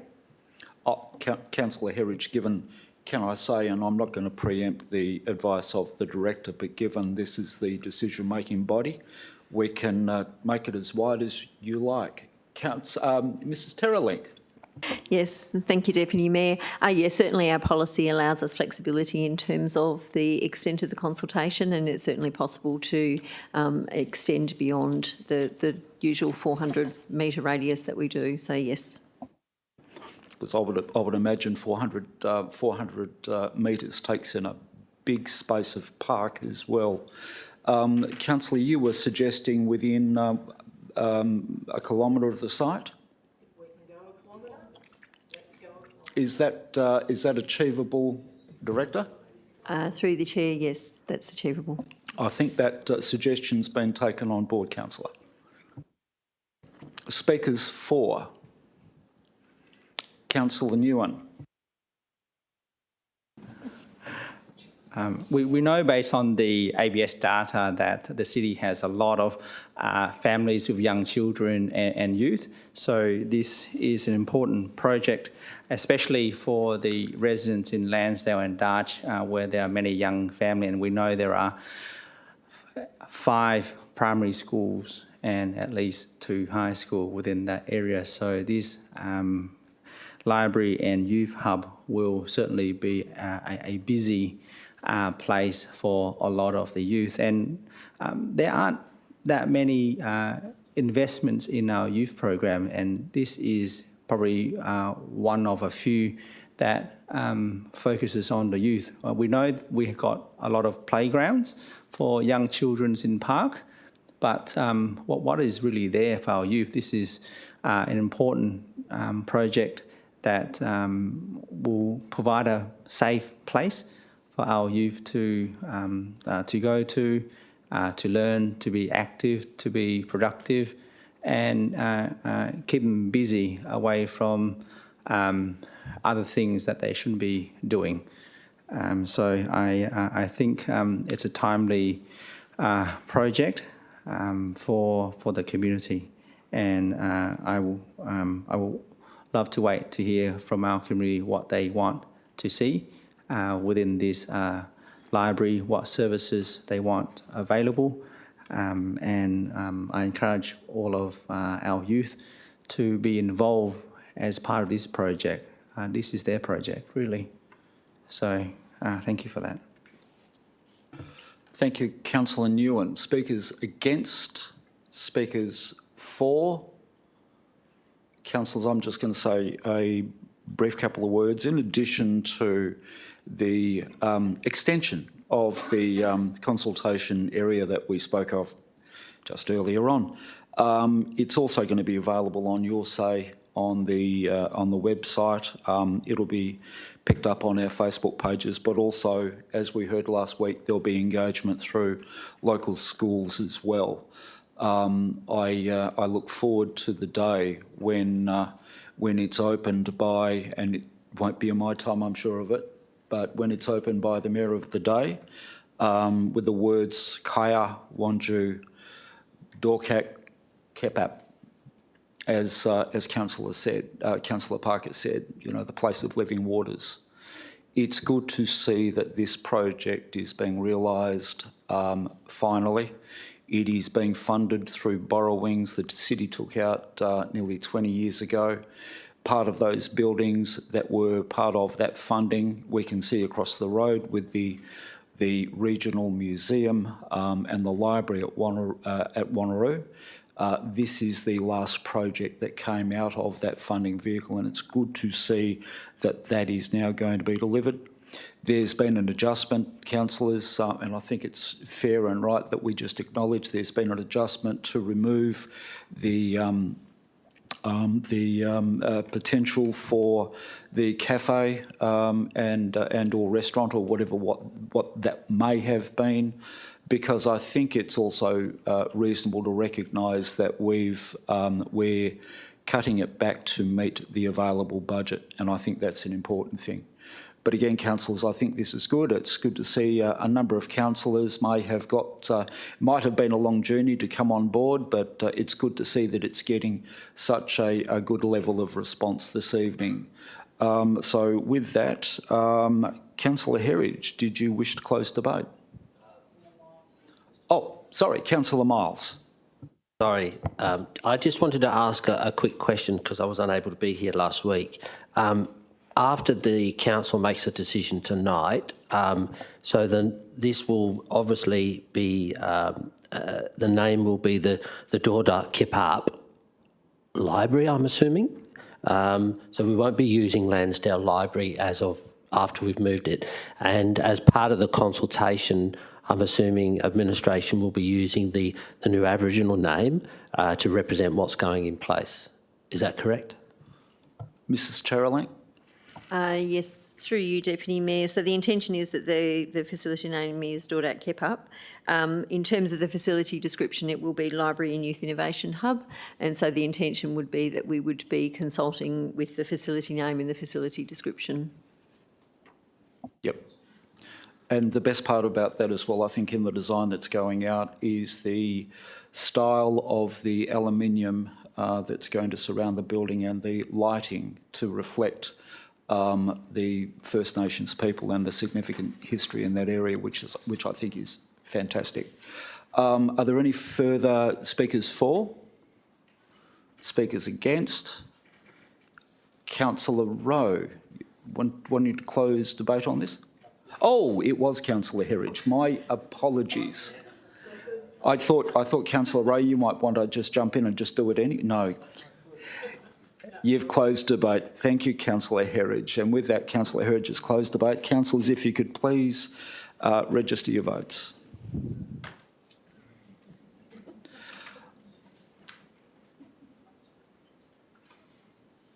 Who hasn't voted?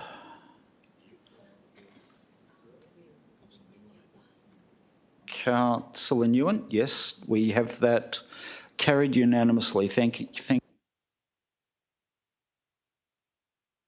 Councillors, we move on to CPO 4, which is the City Nightlights Program, Small Grants Funding Round. Move Councillor Miles. Seconded Councillor Wright. Councillor Miles. Settle down, chum. Thank you, Deputy Mayor. Yeah, look, this is the BMX one that I referred to earlier this evening while talking about the safer community projects for our youth. And lighting goes a long way in to deal with that. And it is good that the state government has the funding available for the club to obviously put the application in for, and we are supporting that application as well as helping with a contribution. As it states on page 179, $87,361 is the city's contribution. It's the similar contribution being made by the BMX club itself, which I think is really great. And then obviously the funding being requested from the state is the same amount of money, equivalent amount of money. So it'd be very good to see this funding go through. This area, this particular track, as we know, has been around a very long time. In fact, it goes back to the days when I first joined the Wanneroo Lions Club, and that was over 40 years ago. And it was mainly built by a councillor that used to be on this council, John Maloney. He happened to have a bike shop at the time, but I'm sure it was all done properly. The club itself is very extensive, has a very big membership. It's not just for the Wanneroo, it's becoming a regional BMX track. They have had many contestants or sportsmen and women go to the Olympics. and run in state and the nationals. By putting in the lighting and making the track brighter, they will be able to take on a national event, which is what they're heading for, especially after the funding that's come through from the new member for Pearce, our former Mayor Tracy Roberts. That will help them really upgrade their systems, their track, and be able to take on that new event. So I ask councillors to definitely support this club so they can finish off with this bit of funding to upgrade the lighting, and I ask council to support it. Thank you, Deputy Mayor. Thank you, Councillor Miles. Councillor Rod, I'm sure you don't have much to say on this, but so as the seconder. Thanks, Deputy Mayor. Since the couple of council meetings ago, councillors came out to visit the club, and we got to meet some of the members and speak to the committee team, and they were all really grateful to have us. So the feedback that was provided, obviously the club has managed to get all their projects sort of happening at the same time, and obviously this is the last piece to the puzzle. So John's told me to provide feedback to the council and thank them and administration for their hard work towards this club, and obviously the success of youth around the area, as Councillor Miles concluded that this would be a regional sort of facility once it's completed their upgrades, and the lighting will be able to make it accessible for young people to train at night, and also make it a bit more of a 24/7 sort of cycle track. So definitely very excited to support this, and can't wait for all of us to go and visit once it's all finished. Thank you. Thank you, Councillor Rowe. Sorry, Wright. Speakers for? Councillor Aitken. This BMX club is an absolute fantastic club in the community. Going there on Friday night, you see all the families, the kids, the young kids from 3 years old going up and down all those humps and flying, and the starting gate's terrific. Having the lighting there is just going to improve the nighttime competition. It'll be up to AusCycle guidelines. There won't be poles in the middle of their field as they go around. And also, they've had 3 Olympians come through that club. They've all trained in that club. And as Councillor Miles said, there will be a national event. They're working towards having a national event. This is absolutely fantastic for our community, and I'm looking forward to getting success and getting those lighting up there for them. Thank you. Thank you, Councillor Aitken. Speakers against, if you dare. Speakers for, Councillor Civic. Thank you, Deputy Mayor. Yeah, I concur with the previous speakers. Just want to make the point that the most important thing here is now that the BMX Club has a home for at least 10 years. And this will go a long, long way to creating these international events and Australia-wide events for them. And at least they have the, I guess, understanding that they will be there for that time, and they can settle down into the site and do all the necessary works that's required to continue to be a successful club. But the mere fact that they've got a long time there now is solidarity for the club, and I look forward to the lights going up and actually getting to have a look at it, because I was unable to get there last time. So thank you. Thank you, Councillor Civic. Speakers against? Speakers for, Councillor Coetzee. Thank you. It's sometimes a benefit to let all the councillors speak before you on something, because they already cover the main base of it. So I'll just speak about the niceness of it then. The Friday that most of the councillors were there, it was awesome. I was so close by jumping on a BMX myself, but something told me maybe you should not in front of the whole big crowd, because you might say hello to Mother Earth. I am totally in support of this, and that club is the friendliness, the vibe there, the competitiveness, I just love it. Well, thank you, Councillor Coetzee. Speakers against? Speakers for, Councillor Nguyen. Yes, I was one of the councillors that visited the club, and I remember on that night it was freezing cold, and there are so many kids that just go there to race, to great activity, fun for everyone, young and old. They just go in there and they just pump it out. The tracks looks very mean, and the kids just love it. And I think on the next time that we have the mayor election, I would challenge everyone whoever wins that race, probably save us costs, will get the mayor position. That will save us a lot of costs in this. And I challenge anyone who wants to race. I'll take you on. Thank you, Councillor Nguyen. Speakers against? Speakers for? Councillor Miles, you wish to close debate? Councillor Miles has closed debate, and with that, councillors, if I could ask you to please lodge your votes. Declare that carried unanimously, councillors. Thank you.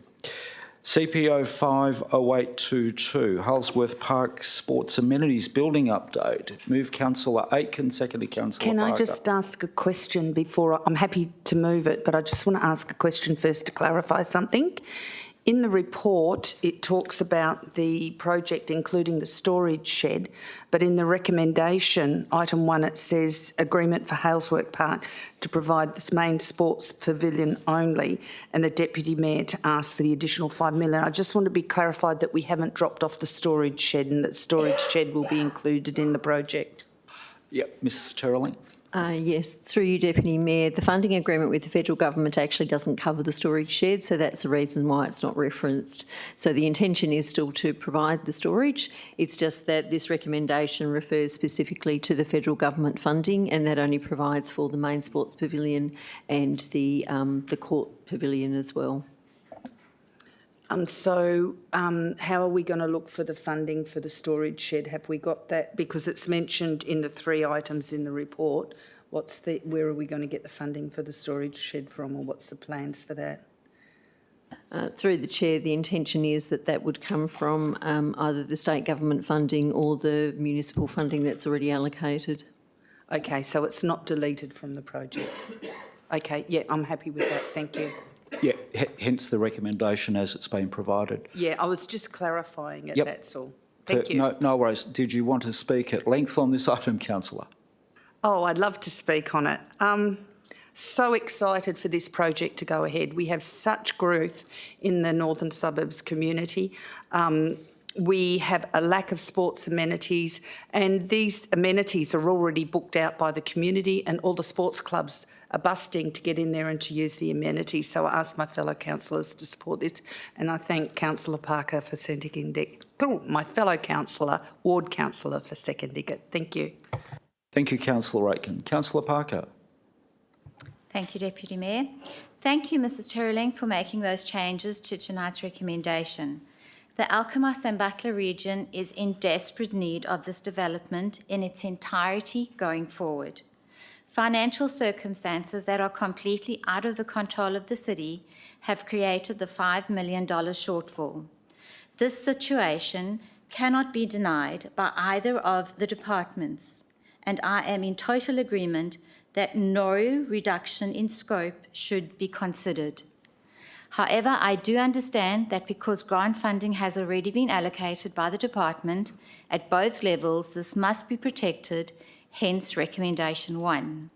But, as in recommendation 2, every effort needs to be made to get additional funding now. Delays in this development in its entirety will create difficulties across the board and must be avoided. Working collaboratively has never been more important. Thank you, Deputy Mayor. Thank you, Councillor Parker. Hence in the recommendation 2, the word after advocate strongly. And I can assure you that'll be the case. Speakers for councillors. Councillor Coetzee. Thank you. And Linda, thank you for asking those questions, because I had it on my fingertips as well. And I actually had a meeting with the Titans Baseball Club on Saturday, and we actually went to the Whalesworth Park as well, and we walked around, and everybody is in such a big need of storage as well there. It's not just a pavilion. Storage is a big issue there. So I think we need to really prioritize that as well. So I'm happy to support this and very happy it's going ahead. Thank you. Thank you. Councillor Coetzee. Speakers against? Speakers for? Councillor Sangali. I'm very happy to support this as well. I'm very glad that we've had the storage clarified because it has been something that I have raised in the past in regard to this, and I honestly do believe if we don't achieve the storage, we're not going to be achieving a lot because the clubs that are expected to go there will not move if they do not have their storage. So it is one of the most key things to get through. As Councillor Coetzee has said, you know, those clubs are so excited to be moving into these grounds. They've waited a long time for these, and I just can't wait to see what it all looks like at the end and see this ground functioning as it should have been a long time ago. Thank you, Councillor Sangali. It's like playing soccer without the goals. It seems pointless. Speakers against? Speakers for? Who do we have? Councillor Aitken, there are no more speakers. Did you wish to close debate? Thank you, Councillor Aitken. With that, Councillor Aitken's closed debate. Councillors, if I could ask you to please lodge your votes on this item. Declare that carried unanimously. Thank you, councillors. Councillors, we then move on to item CP06 in communication and brand, review of community and place policies. Looking for a mover on this item, councillors. Move Councillor Nguyen, second to Councillor Sangali. Councillor Nguyen? Certainly, Councillor Nguyen. Where does soccer fall within the sports category? Football? Just want to check. Yep, Mrs. Terrelling. Through you, Deputy Mayor, if you're referring to the sports floodlighting policy, it falls under football all codes. Football all codes, okay. Thank you. Okay. This is a great policy to upgrade all of the sports lighting policy across the city to make sure that the flood lighting provides the necessary lit for the right sport and for both competition and social. And it's important to upgrade because the city has many sports clubs. I know especially in Queens there are many sports organisations that are within that area. So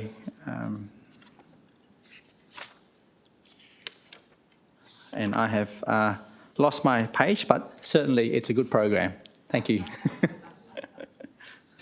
Councillor Sangali. That's what I need for that. I won't lose my page.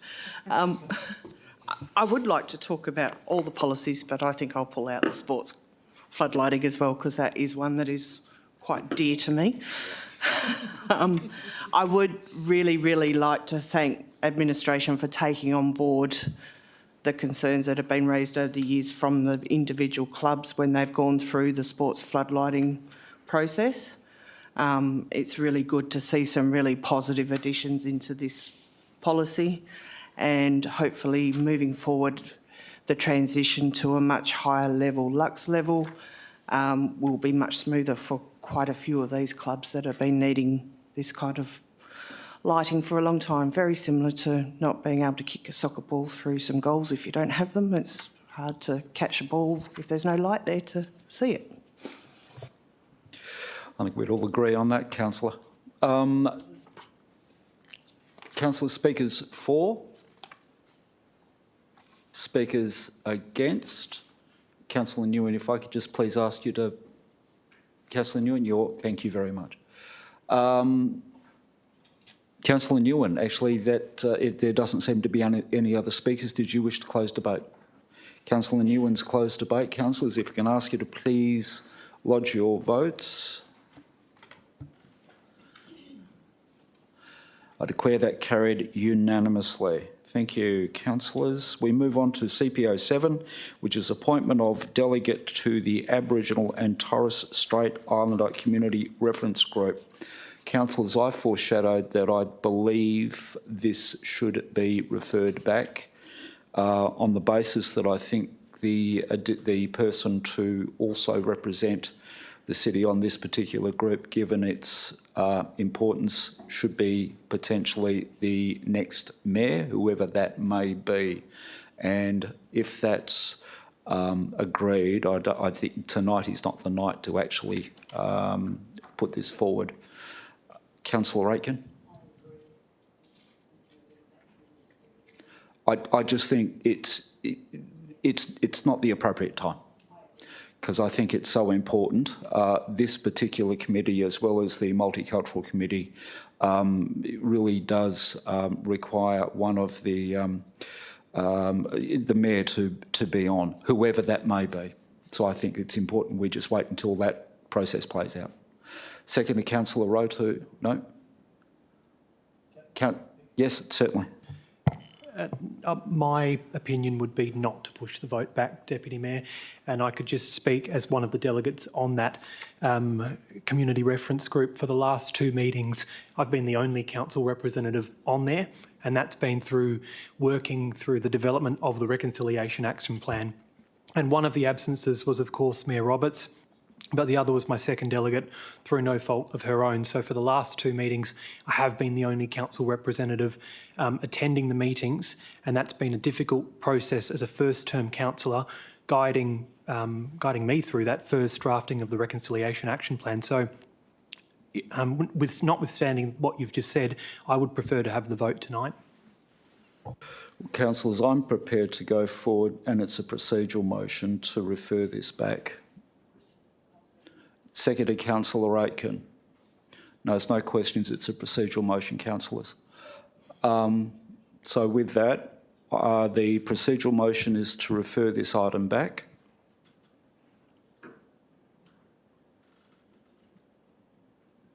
And if you could declare that lost, that's fine. I declare that lost. Okay, with that, councillors, we're looking for a mover and seconder for this particular item. Sorry, councillors, I just need to identify those who voted against. Councillor Herridge, Councillor Nguyen, Councillor Wright, Councillor Sangali, Councillor Miles, Councillor Civic and Councillor Rowe. And those speaking,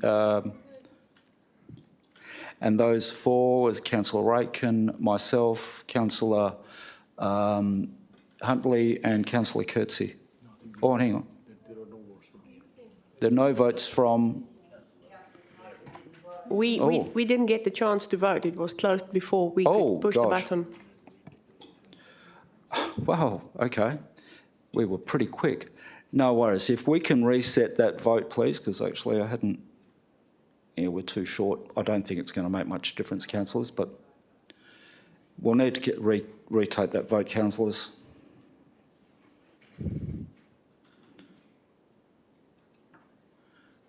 Thank you, councillors. So against Councillor Herridge, Councillor Nguyen, Councillor Wright, Councillor Coetzee, Councillor Sangali, Councillor Miles, Councillor Civic, Councillor Rowe, and for is Councillor Aitken, myself, Councillor Huntley and Councillor Parker. It's therefore lost. That's fine.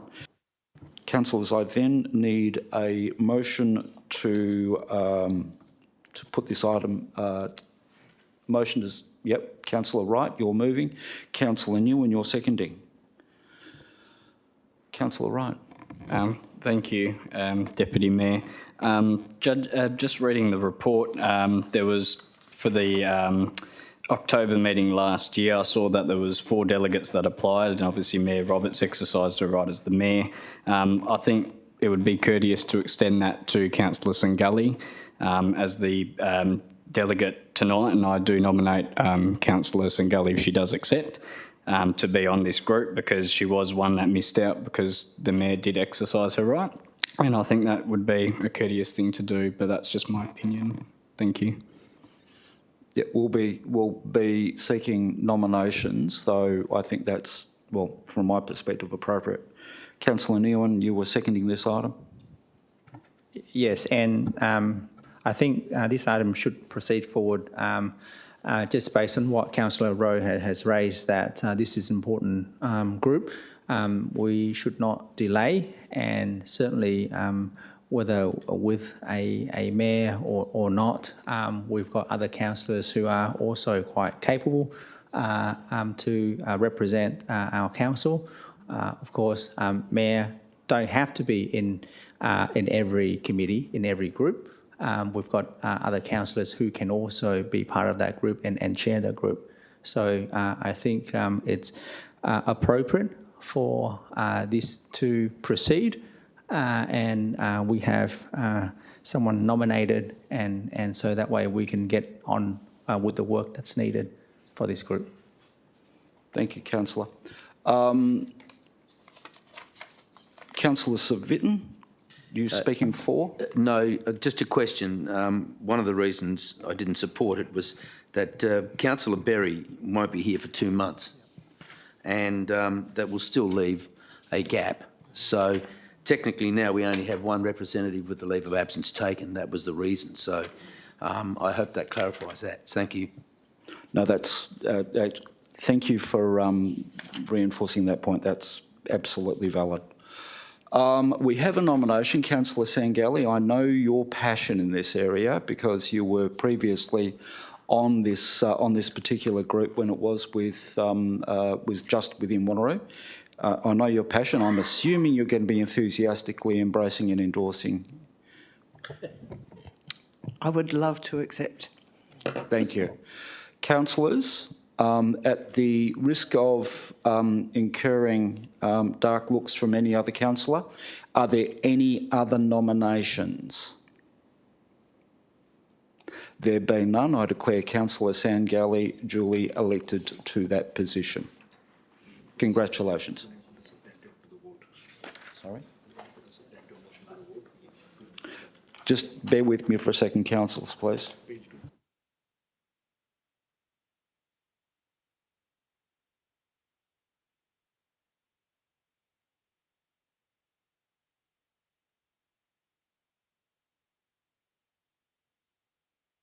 Okay, councillors, on this item, we have the recommendation that will read Council appoints Councillor Sangalli as a council member delegate to the Aboriginal and Torres Strait Islander Community Reference Group. And councillors, if I could ask you to please cast your votes.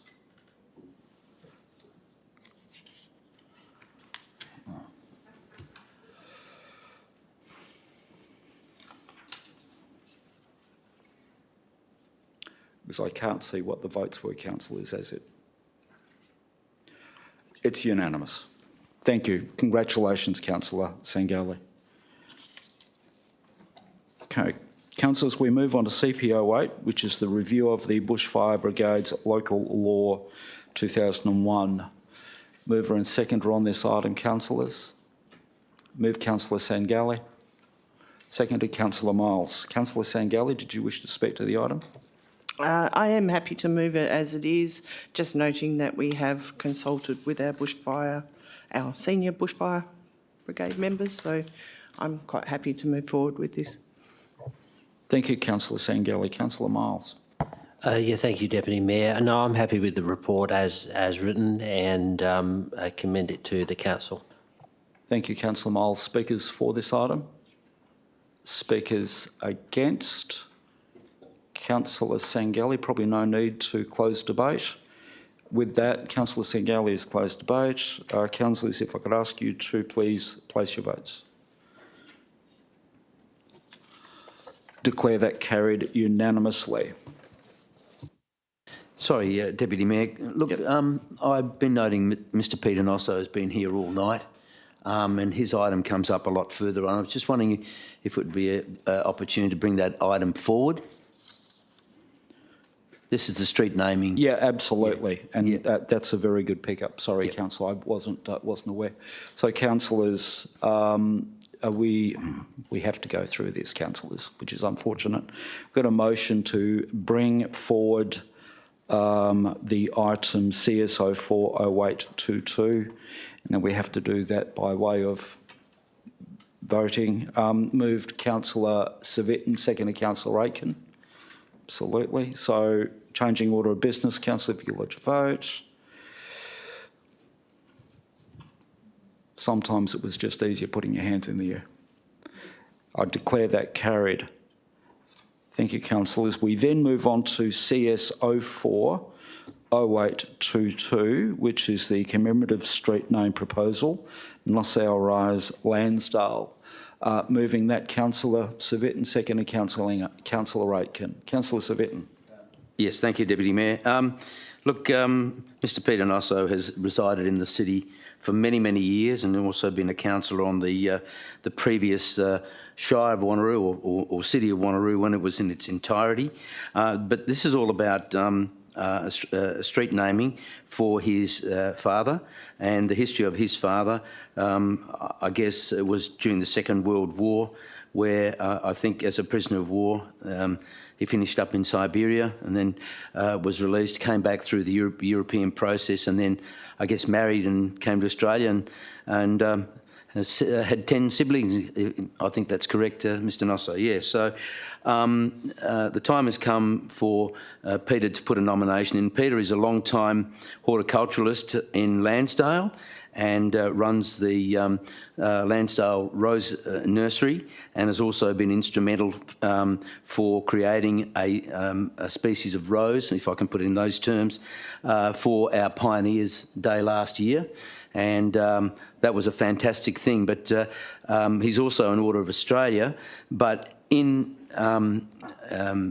talking about his dad and the hardships that he experienced here, and also being part of the propagation process of rose growing, etc., Peter has asked that a street be named after his father within the subdivision that he owns.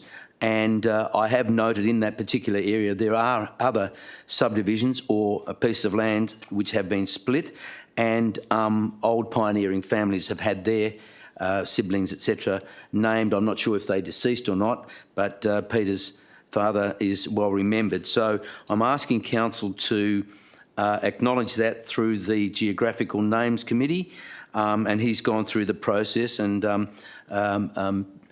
Doug Mathewson has been involved in this, and I say thank you to him for bringing it to council through Mr Nosso. So I'm asking council to support this, and that Mr Nosso is able to remember his father within the subdivision, and also a contributor to Wanneroo. Thank you. Thank you, Councillor Savitton. And Councillor Aitken. Thank you. I remember meeting Mr Nosso when he was involved in Kingsway Christian College many, many years ago. And the Lansdale land that they've owned for, or the land that they've owned for their horticultural business for many, many years. And being a pioneering family, I think it's great that we can honour his father by naming this road after his father. And Peter himself, being a former councillor and former deputy mayor to the City of Wanneroo, this is great to have this name right in the heart of Wanneroo, and I just ask my fellow councillors to support this. Thank you. Thank you, Councillor Aitken. Councillor speakers for, Councillor Wright. Thank you, Deputy Mayor. It's great to have Mr Nosso in the chambers tonight, and I haven't met you, but nice to meet you. In regards to the item, I think this is very appropriate in terms of the heritage and the linkage to the former Shire Board prior to the city joining, and I also think this would be a great story to be able to put in our museum to honour your father and the contributions made to the area. But I do think it is a rich story, and obviously you have a lot of support and love for your father, so I'm sure this would be a great asset to the community to have a street named after him. Thank you. Thank you, Councillor Wright. Speakers against? Speakers for? Councillor Parker? Thank you, Deputy Mayor. I received an email from Peter and Lynette before reading the item and the recommendation. I'd like to thank you, Peter, for sharing your wonderful family history with me. I love hearing the stories of how and who have played a part in the growth of the city. Coincidentally, my son-in-law's family ran from the Germans at the same time as the Nassau family and also stayed in the tent city in Northam.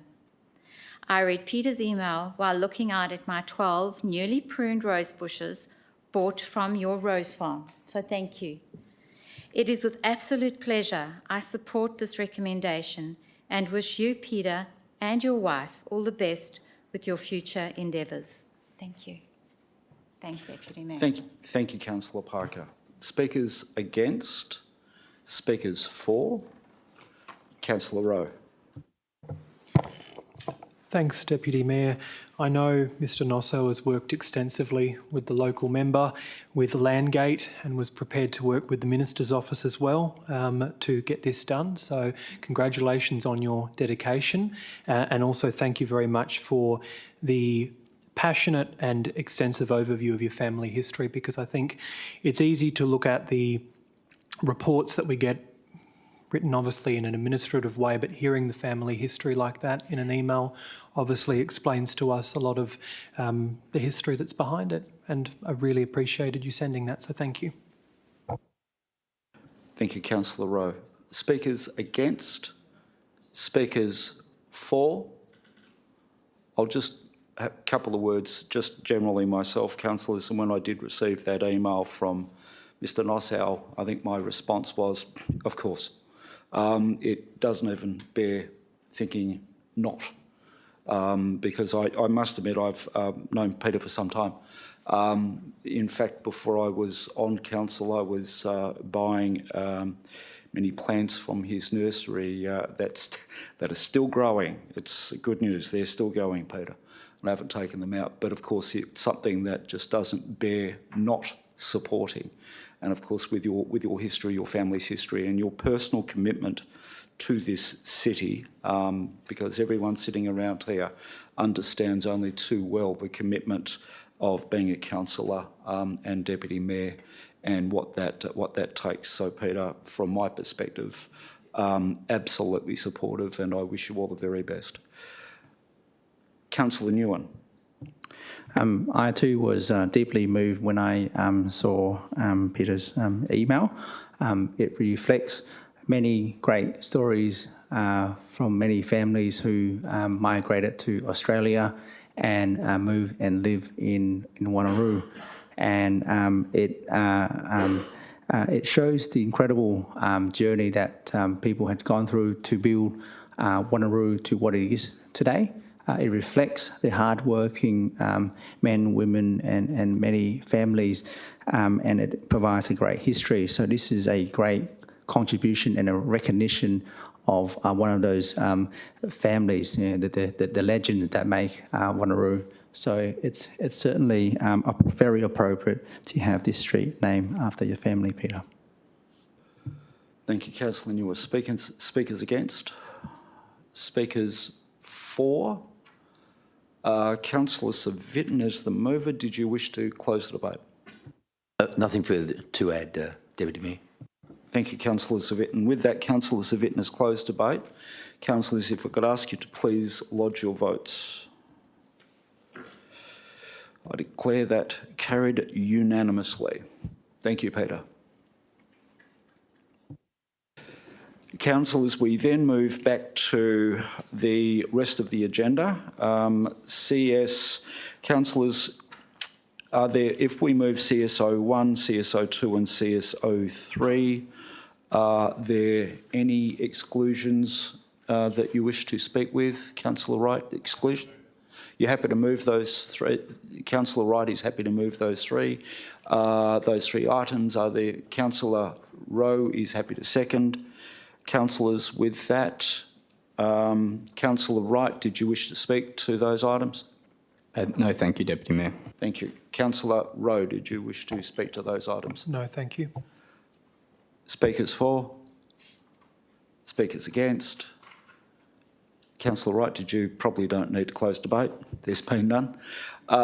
With that, I put the CS01, 02 and 03. If you could please cast your votes. Declare that carried unanimously. Thank you, councillors.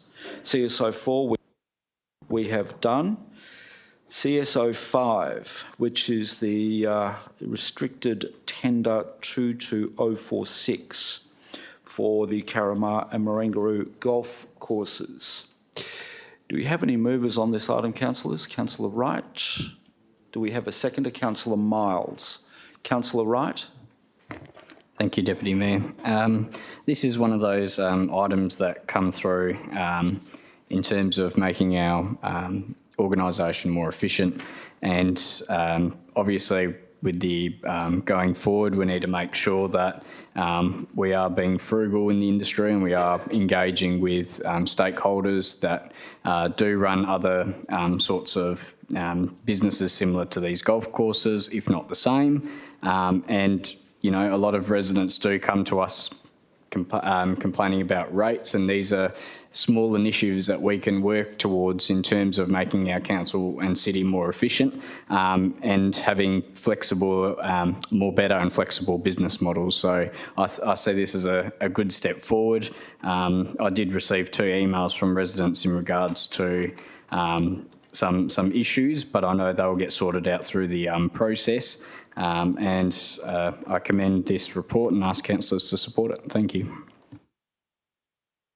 Thank you. Councillor Miles. Yeah, thanks, Deputy Mayor. I concur with the remarks that Councillor Wright has put on the record. Obviously, the tender went out to all parties, including the current management operators, and the recommendation is obviously been gone through and evaluated by the team within administration. And I do note that it was audited, the process was audited by our internal or by our auditors, which just ticks off everything to make sure everything was done clear. The recommendation I do support, whilst we may not necessarily see an immediate, I guess, operating cost saving, I think one of the biggest savings that we're going to have is we've got one operator controlling the whole site instead of having multiple multiple management people on site on that. So now that the new operator will obviously take on the maintenance, will obviously take on the cutting of the grass and all of those sort of facts. It should also, in that process, like Councillor Wright suggested, save our operating costs in our administrative area. So we'll only have to deal with the one operator as opposed to maybe 4 or 5. So I do support the recommendation and I commend it to Council. Thank you, Councillor Miles. Speakers for? Councillor Coetzee. I actually have a question, but this question might have to be asked behind closed doors. If your question relates to any of the financial data involved that accompanies the report, that would need to be the case. Well, yeah, I would say that. It was actually brought up in a forum in the beginning of the year. So. Okay, thank you, Councillor. With that, councillors, Councillor Coetzee needs to ask a question regarding confidential information. We will need to move a motion to go behind closed doors. Councillor Coetzee, are you happy to move that motion? Seconded by Councillor Sangalli. Councillors, if you could just please cast your votes.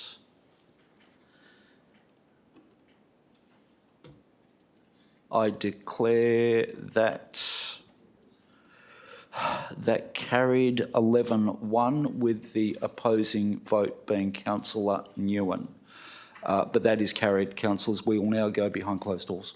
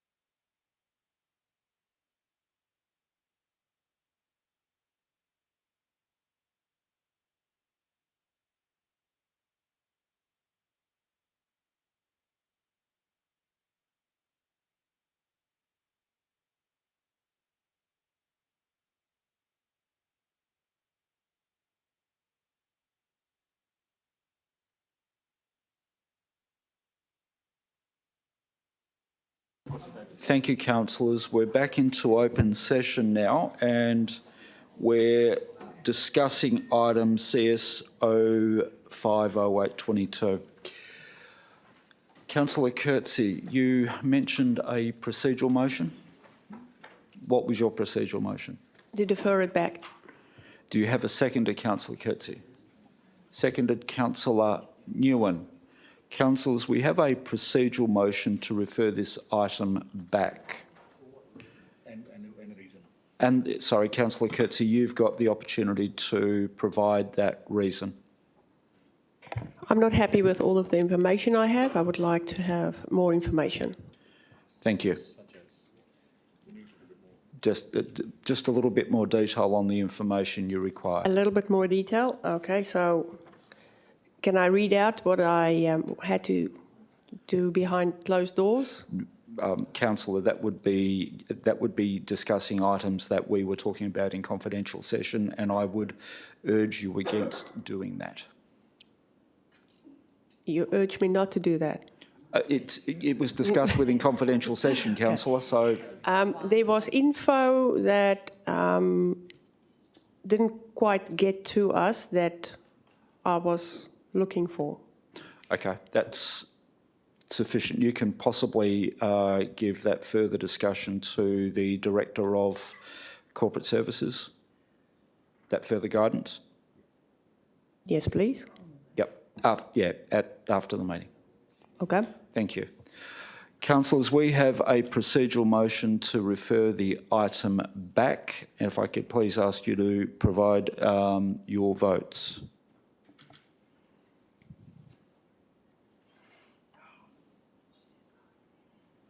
I declare the item lost. So voting for is Councillor Nguyen, Councillor Coetzee and Councillor Sangali. Against is Councillor Herridge, Councillor Wright, Councillor Huntley, Councillor Parker, Councillor Aitken, Councillor Miles, Councillor Civic, Councillor Rowe and myself. So, councillors, we have heard from the mover and the seconder. So we then go to speakers for. Councillor Civic. Yeah, thank you, Deputy Chair. I'll be brief on this. Look, as much as I love the current tenant and his association with the council, there is a procedure. The procedure has been presented to anyone who wants to tender. They have that opportunity to come to us and it is assessed by our administration. As much as I hate to say it, we must move forward now. And I know in previous years, the money that we made from this golf course, we would be putting a certain amount of money back into the golf course, but that seems to be all changing now. So, look, as much as I'm disappointed, I think we must go through what's in front of us and given to us. I'm fairly certain that nothing's been missed in this process, and that is why we rely on our administration to give us the full details. So I'll be supporting it, Deputy Mayor. Thank you, Councillor Civic. Speakers against? Speakers for? Speaker against, Councillor Nguyen.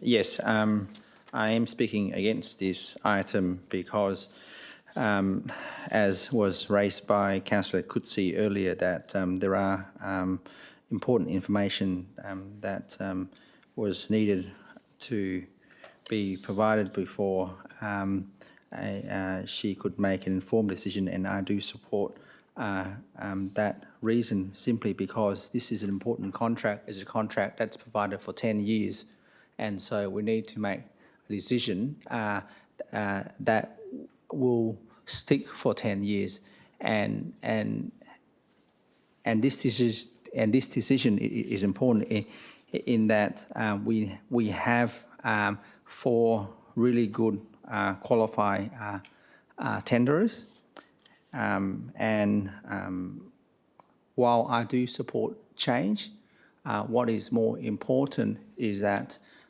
we consider the information that is here, but also what is not here, and the reason why I don't support it is that I think it's important this matter is delayed for a month for further consideration, and because the procedural motion was not successful, I also therefore will not support this item going forward because of that. So that's why I will be not be supporting this item on that basis. Thank you, Councillor Nguyen. Speakers for? Speakers, oh, sorry, Councillor Parker. Confused. Okay, so I'm speaking for what we've got in front of us at the moment. Yes. I do understand the concerns of the members that have been playing there for many years. I'm not as good a golfer as you are, but I do play golf, and I do understand the situation, especially for people that have been playing for many years. But understanding that DC Golf can still actually go ahead as the operator under the new operator, as the person that's in the front face of the operation, under the new operator, with good communication between both of them, can then be a win-win situation both for the city and for the golf courses. We can have improvement. We as a city can have something that is being built on constantly. And I think even DC can actually have a hand. Sometimes when you've been sitting in a business for a long time, somebody that's new that comes in gives you that little bit of oomph, if you like, to change. And change can be good. So I'm actually with the right communication between all of the members and DC and the new operators. I think this can be a win-win situation for all. So that is why I'm supporting this. Thank you. Thank you, Councillor Parker. Speakers against? Councillor Coetzee. I'm going to vote against this, but in the same sense, I also would like to say there's nothing wrong with change. Change is sometimes good as well. But what I can say is when you start to interfere in a sports person's sport and with their trainers, it takes, especially a golfer, it takes a golfer not just 2 or 3 lessons to click to their coach. It takes, some people are lucky and they click with their coach in 6 months, but some people have to go to so many coaches and it takes them so long to click with a person. This golf course operators have been there for 10 years and they have clicked with lots of people. And I do hope that they will party up with Belgrava. I do hope that happens, and I do hope that most of those trainers will stay on. Unfortunately, you touched my love here, my love sport, so I'm going to vote against this. Thank you, Councillor Coetzee. Speakers for? Councillor Rowe. Thank you, Deputy Mayor, and I'm speaking in favour because I do think that we have been presented with sufficient information by our admin on this one. I do agree that it is an unfortunate situation when you have an operator who is well trusted, well loved by the community and by the members. I've been to Wanneroo quite a number of times and I know that DC is well loved by the local community. I do think we have to have a level of trust in our process that's been undertaken here, because we're seeing that probity, tender application, expression of interest, the evaluation and then the final recommendation that's come out before us, it's quite clear that all of the steps were taken to have that level of assurance. And from what we've heard tonight in the public session is that there's a communication plan that can occur to mitigate any potential fallout, and there hopefully could be a willingness for the current operator to work with the potential future operator as well. So those are both reassuring signs as well. Thank you, Councillor Rowe. Speakers against? Speakers for? Councillors, just a couple of very quick points from me. I'd have to say this is a difficult decision, because not only have the current tenants built a substantial brand for themselves, a substantial brand of trust and quality in terms of the product and the services they provide, In doing so, they have also built a very good brand for the City of Wanneroo for those 2 courses. There is always an element of risk in change, and I think it's weighing everything up within the report and the discussion. I think on balance, I'm supportive because I believe wholeheartedly there is a chance for us, the city, our residents and the patrons at both courses to indeed get the best of both worlds, to get innovation, but to have that with a friendly shopfront face. I believe there is an opportunity for that.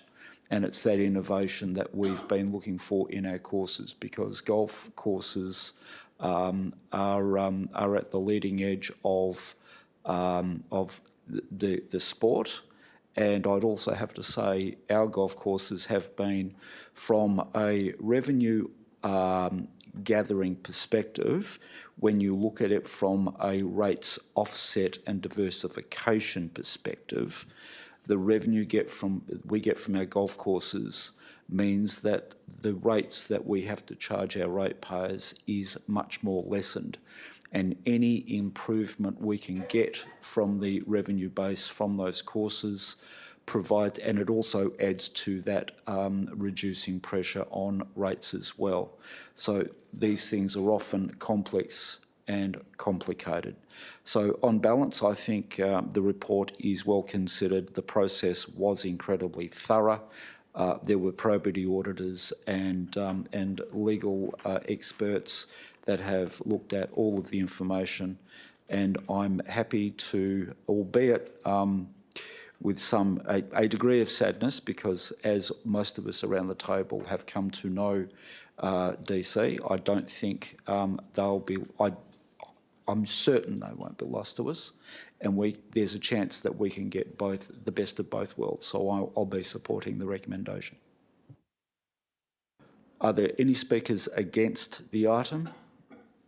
Any speakers for? Councillor Wright, right to reply. Thank you. I will exercise my right, if that's okay. Just weighing up on all the conversation. Obviously, this is an important matter for both city and community, but it is a great chapter going forward and a new opportunity to be able to reach out to new clientele, new innovation in terms of golf courses. And obviously, as our city grows, we need to make sure that we're meeting our demand and being innovative and keeping up with those expectations from our customers and also residents. I do note, as many of the speakers said before, and not very often do I say I agree 150% with Councillor Parker, Councillor Civic and Councillor Truby in their points they made before. We need to have faith in our tender process. We need to make sure that we're voting with what's in front of us and the information, and also considering, the current operators and the good work they've done. That doesn't go unnoticed. And I do also ask, as a goodwill for Belgravia, to be able to offer that warm welcome if there is staff that would like to stay there. I think that's it's not a council thing, but it's a good thing as a business to be able to keep the local staff that are there and keep that expertise in the area too, but see it as a new era going forward for the city. And as Councillor Deputy Mayor Truby mentioned before, in terms of an offset for us to be able to have that alternative revenue stream coming forward, because unfortunately we keep putting out that, we want to do service reviews, and this is what service reviews look like, and we do have to make tough choices. And yes, some people are going to get upset, but others, it's going forward. We need to make sure that we need to make the tough decisions. So I commend this report to Council and for councillors to support. Thank you. Thank you, councillors. With that, Councillor Wright has closed debate. So, councillors, we have the substantive motion. If I could ask you to lodge your votes, please.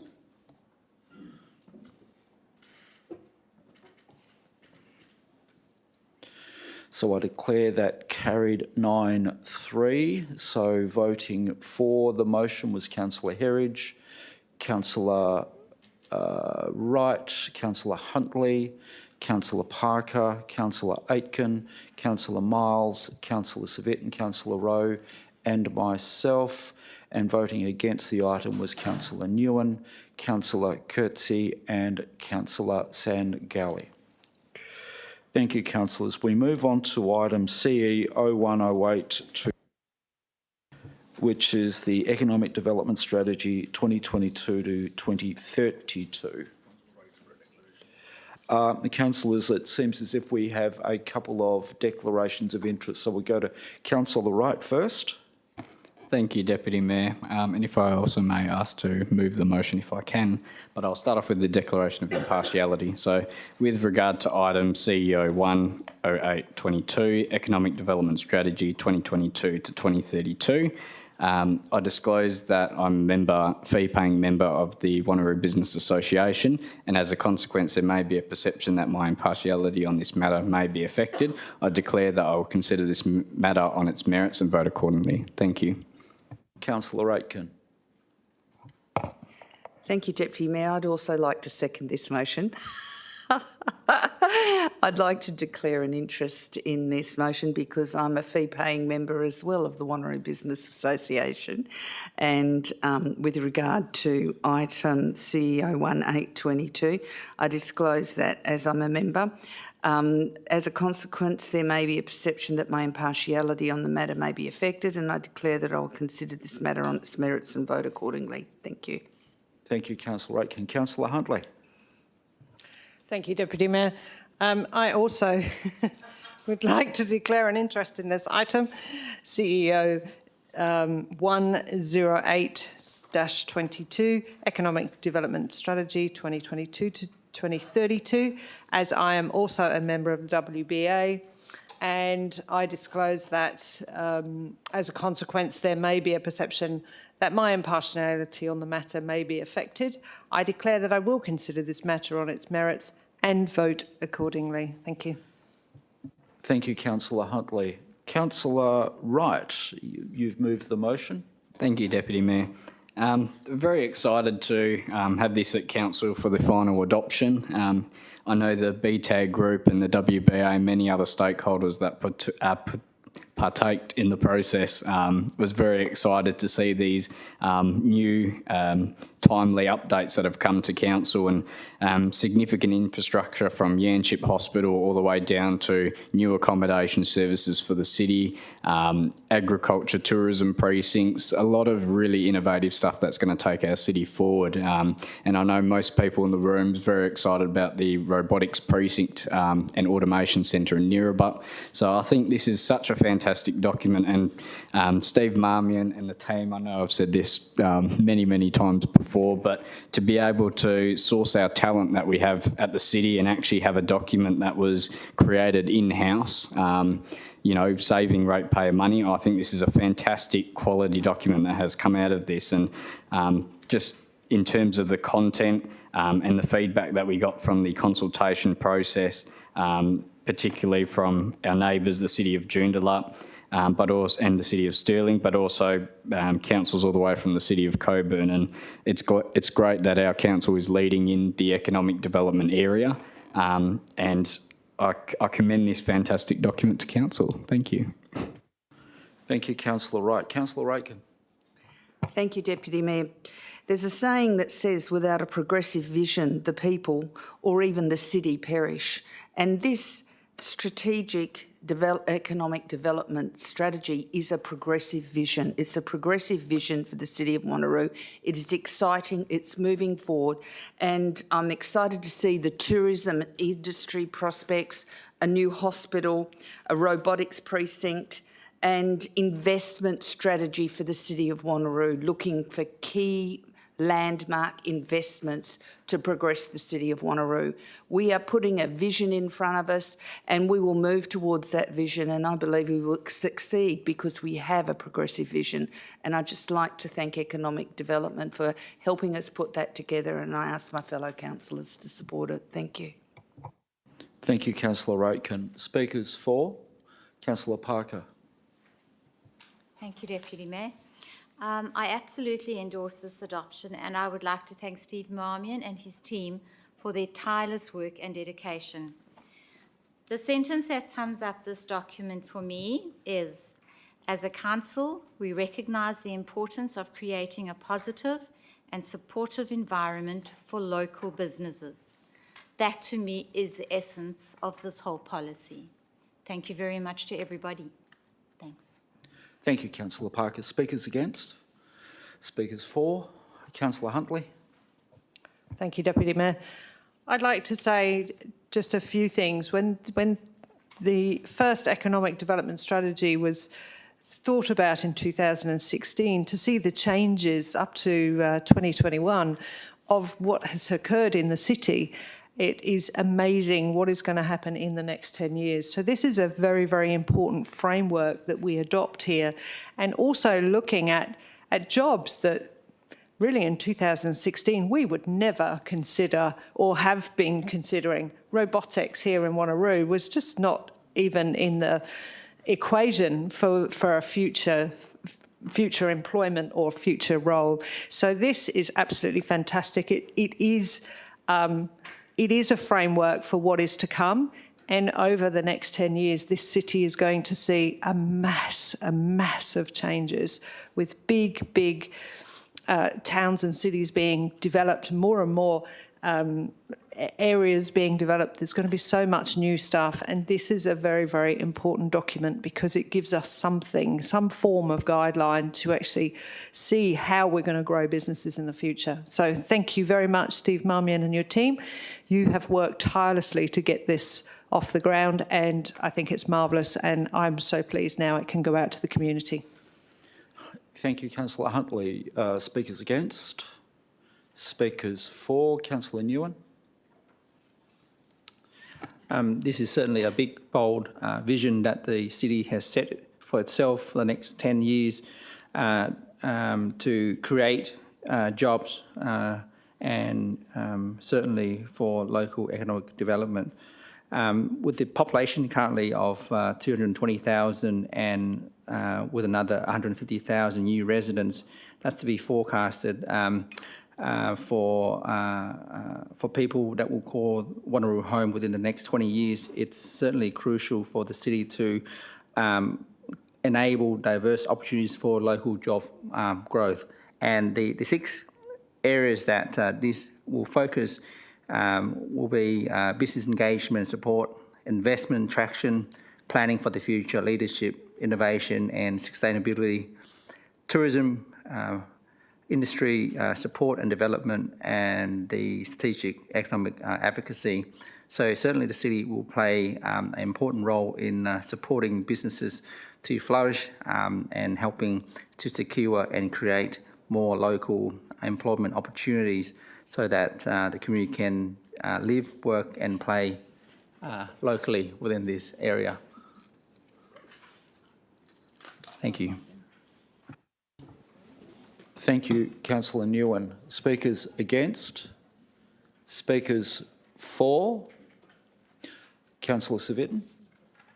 Yeah, thank you, Deputy Mayor. I'll be very brief on this one. This advocacy project has been going on for some time.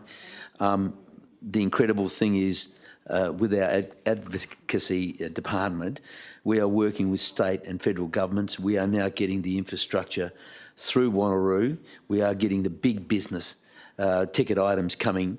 Nearabut 10 years ago, or actually 30 years ago, was really just a Flynn Drive and Mather Road, and that was about it. But now that the community and the urban crawl is actually getting further out there, these are exciting times. Robotics, all the big ticket items, a rail, and I've always been asking whether we'll get a rail system through there, not just Metronet, but actually connecting to the Great Northern Highway and the rail infrastructure further east. But if that does come, it can only enhance this area. And I'm just looking at parts of the report. You have a pioneer here on page 441. still enjoying his red drop, and he's been here for the last 80 years. So he's been part of the advocacy program as well and promoting wine, which we don't buy. But having said that,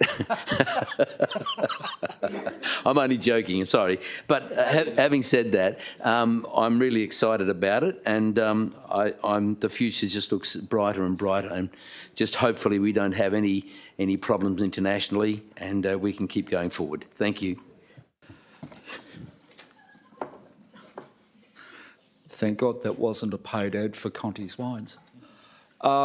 Councillors, speakers against? Speakers for? Councillor Miles, yes. Look, just a quick one, and I do support the advocacy program that the city does, because it is important, obviously, that where possible we always advocate on behalf of our community at all levels, whether it be the health needs, sporting needs, lighting and the like. I guess one of the things that has frustrated me, though, is the fact that when we sometimes get a commitment from a state or federal member, it doesn't really cover the whole cost of an item, and therefore municipal funding has to be used to make up a difference to the promise that the local member may have given. And yet the local member quite often still gets a big carriage of advertising for that project. So I'm just wondering if administration could take it away that we maybe encourage those commitments to be fully funded by the government of the day, and we only have to look at the report, Deputy Mayor, that we've just dealt with tonight for Houseworth. It's $5 million short because there was no escalation cost parts of the agreement. And I think we seriously need to look at that, because otherwise we're going to sort of be funding election commitments going forward that we may not ordinarily be or should be doing. Thank you. Thank you, Councillor Miles. Speakers against? Speakers for? Councillors, just a couple of words from me. I think this is some outstanding work, and all due credit needs to go to Mr. Steve Marmion and his team for their strategy and their vision to assist council in obtaining and attaining our vision. This builds on the Business Wanneroo webpage, which was launched about 5 or 6 weeks ago. Because Wanneroo is now a region of choice. It's a location of choice for business attraction in the northern suburbs of Perth. And as we've seen, not only with the robotics, but now we are adopting through this strategy and the Business Wanneroo website, we're seeking to be a region of choice for both national and international players. The robotics precinct is of national significance, and it is internationally competitive. It will be one of its type and the best of breed recognised internationally. Its only major competitor was in Canada, and I'm glad to say that that being housed in Wanneroo at this location puts us on not only the national map but the international map. The Business Wanneroo webpage is an attraction, and it provides the guidance for businesses to prosper or locate and prosper in Wanneroo. We're attracting significant infrastructure investment, and we've been very successful in that. And I think this particular strategy is testament to where we are positioning the city to thrive well into the future, to provide the jobs of the future and to be a jobs creator for right across the region. So the people who in the future will come to live in areas from Turox and Yanchep right the way down through East Wanneroo. We know where the growth is going to be. This is the location that they are going to be able to get employment in, which will be fantastic. So again, Mr. Marmion, please pass on council's gratitude to your team, because their work is thoroughly outstanding and it's greatly appreciated. Thank you. Are there any other speakers against? Any other speakers for? Councillor Wright, you moved this motion. Would you like to close debate? Councillor Wright has closed debate. And with that, councillors, if I could ask you to please log your vote.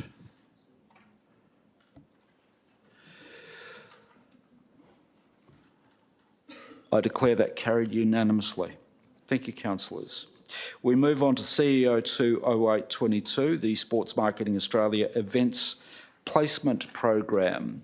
Looking for a mover and seconder on this item, councillors. Move Councillor Aitken, seconded Councillor Newen. Councillor Aitken. Yeah, just quickly, it's really good to bring sports events to the city of Wanneroo. It brings money, it brings income, and it brings vibrancy to our city. And this is just one way of making our city better known around Australia and around the world. So thank you so much for bringing this administration and putting the work in behind this report, and I ask my fellow councillors to support it. Thank you. Thank you, Councillor Aitken. Councillor Newen. Since this program started in 2019, the economic benefit to the city is almost $3.5 million from having spent a total of approximately maybe $50,000. So that is really value for money, and this is the kind of investments in the city that I really want to see in the future, where it brings vibrancy, it brings lots of people into the city and enjoying the many attractions, and the cost to the city is minimal, whereas the economic benefit, it's significant. It's a no-brainer for us to continue with this agreement and to extend it further. Thank you, Councillor Newen. Are there speakers for this item? Speakers against? Councillor Aitken, you really don't need the right to reply on that one. Councillor Aitken has indicated she's closed debate. Councillors, if I could please ask you to register your votes. Declare that carried unanimously. Councillors, we move on to item 9, motions on notice, MN010822. Councillor Wright, do you have a seconder? If anyone's happy to second this. I'll second it. Councillor Coetzee. Councillor Coetzee. Thank you. Councillor Wright. Thank you, Deputy Mayor. Sorry everyone's had to hear my voice multiple times tonight. So just bear with me for this one. So this motion on notice is innovative and forward-thinking, making sure our parks and facilities cater for all ages, but keep up the demand as our youth population continues to increase, which was reflected in the census data last year. As per the report, there are currently 9 BMX pump tracks in the whole city of Wanneroo. Using the data from the latest census, from the ages of 10 to 24, there are 42,750 young people. Divide that up between the 9 BMX pump tracks, you roughly have 4,700 kids per track. I know not everyone uses the BMX track, but we have a lack of activities for our young people. I often see posts on Facebook about youth being bored and doing things up to no good. We want to keep our kids off at the street. Well, then make sure there are things to do and safe places for young people to be creative and keep fit and active.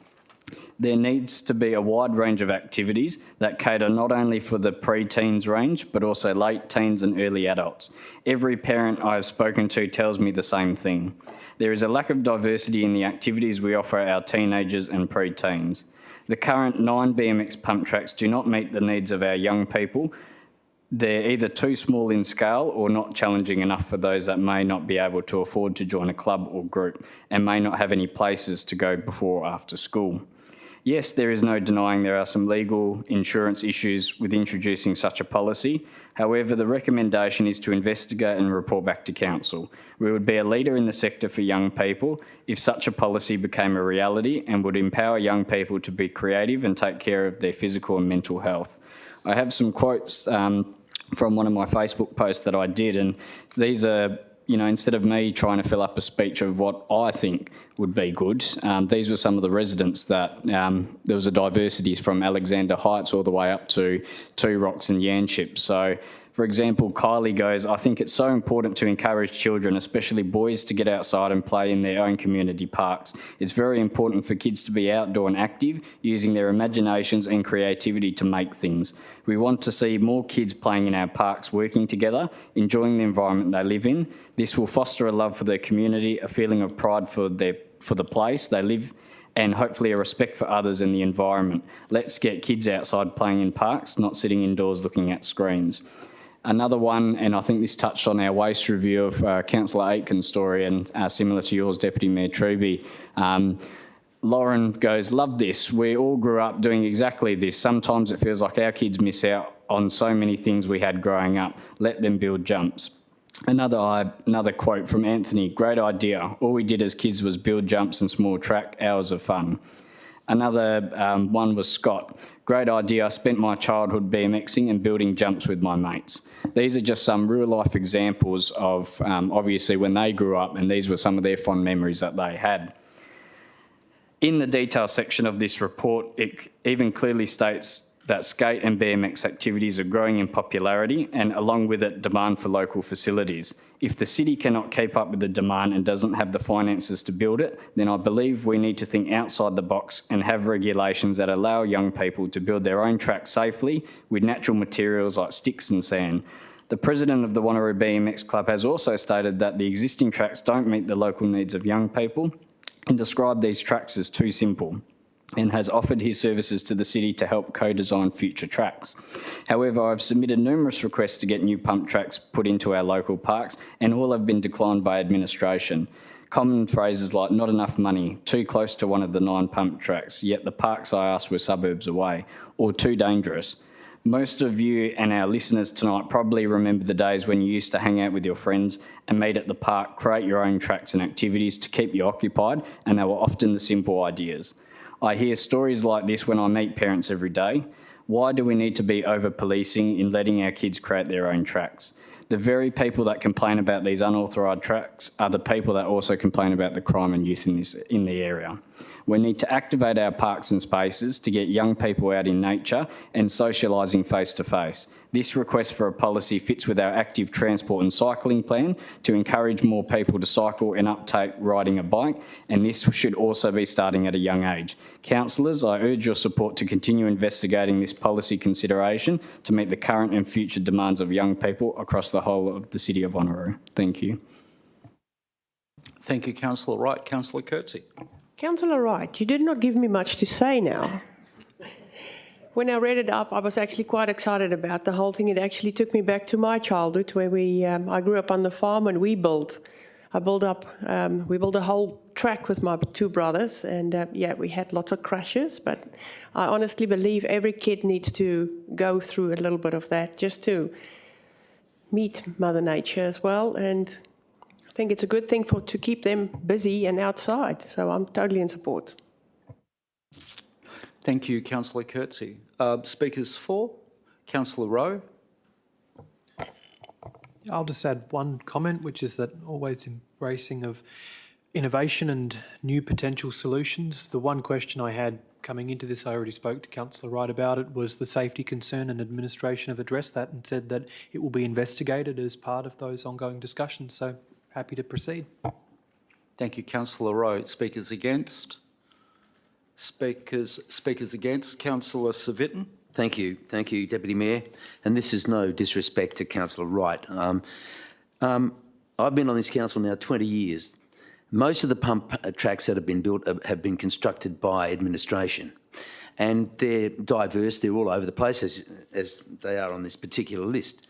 We've had some incidents with them, and one of them being Caramar, and where the pump track adjoined residential properties, and there was a lot of abuse and a lot of carrying on between the residents and the kids. There was no respect.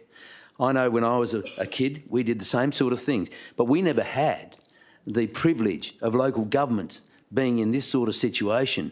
The local council we had barely picked up rubbish and a few other things and repaired roads. That's all they did.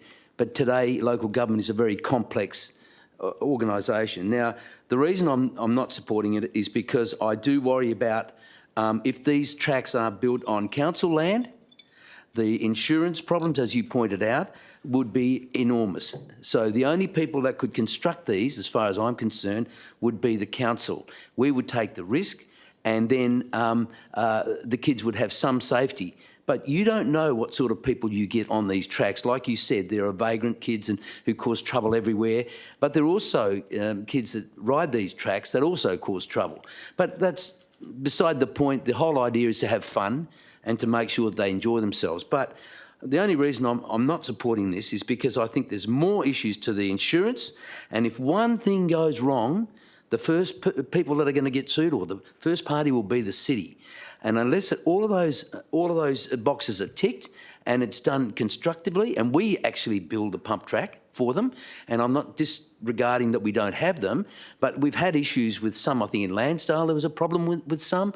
But if all those could be addressed, then I certainly would look at that again. No problem. Thank you, Councillor Civic. And Councillor Aitken. Speakers before. Councillor Aitken.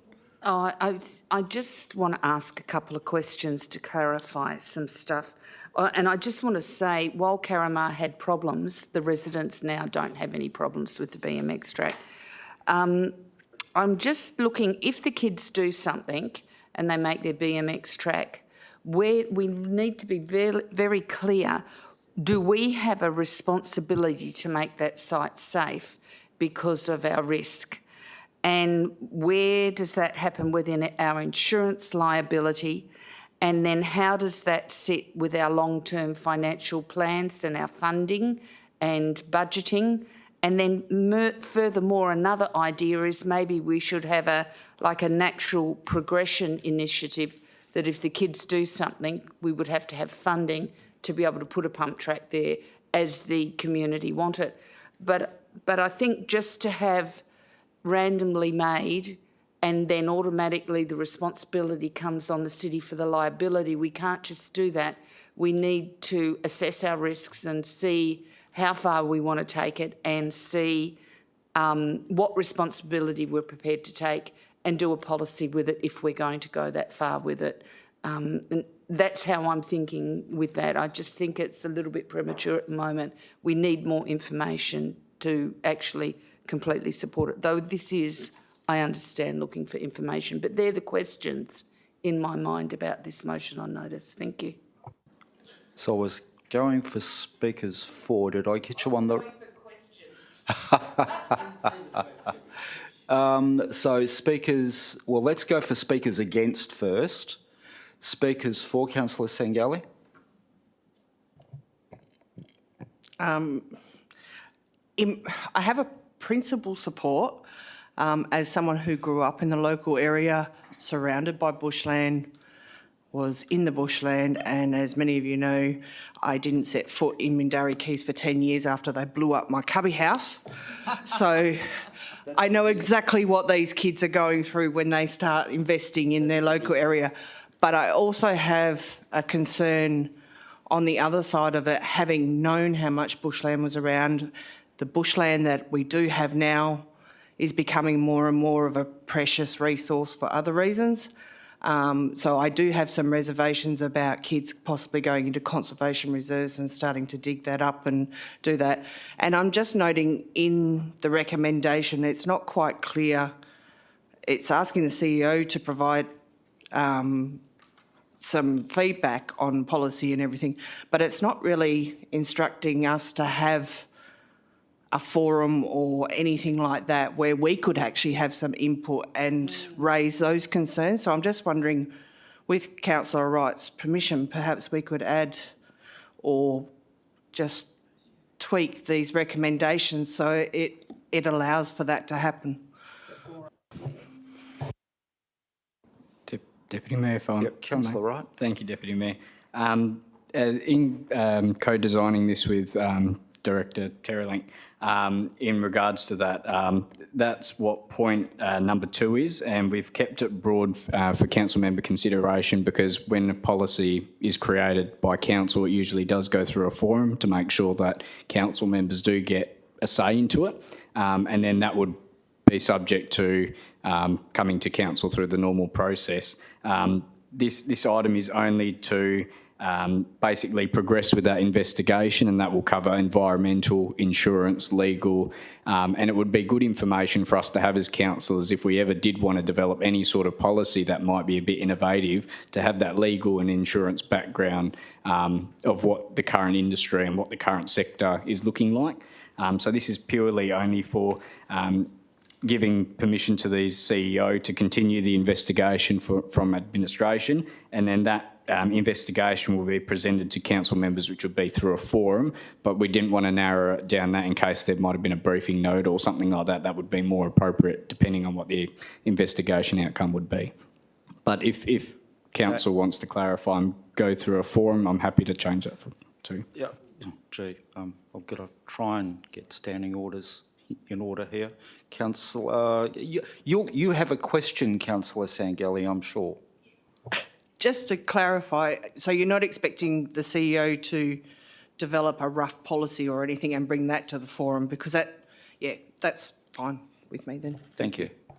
Excellent. It was a... So we've gone...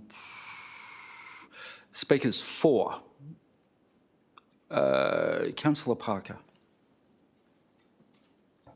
Just a lot of those questions that have just been asked. And that's the reason I'm happy to support this recommendation, because administration is proposing to undertake an initial investigation into the request, which will consider matters such as environment, cultural and heritage aspects of the proposed sites, as well as the land tenure, community safety and maintenance and insurance implications. So I think everything is going to be covered. So very well put together, Councillor Wright.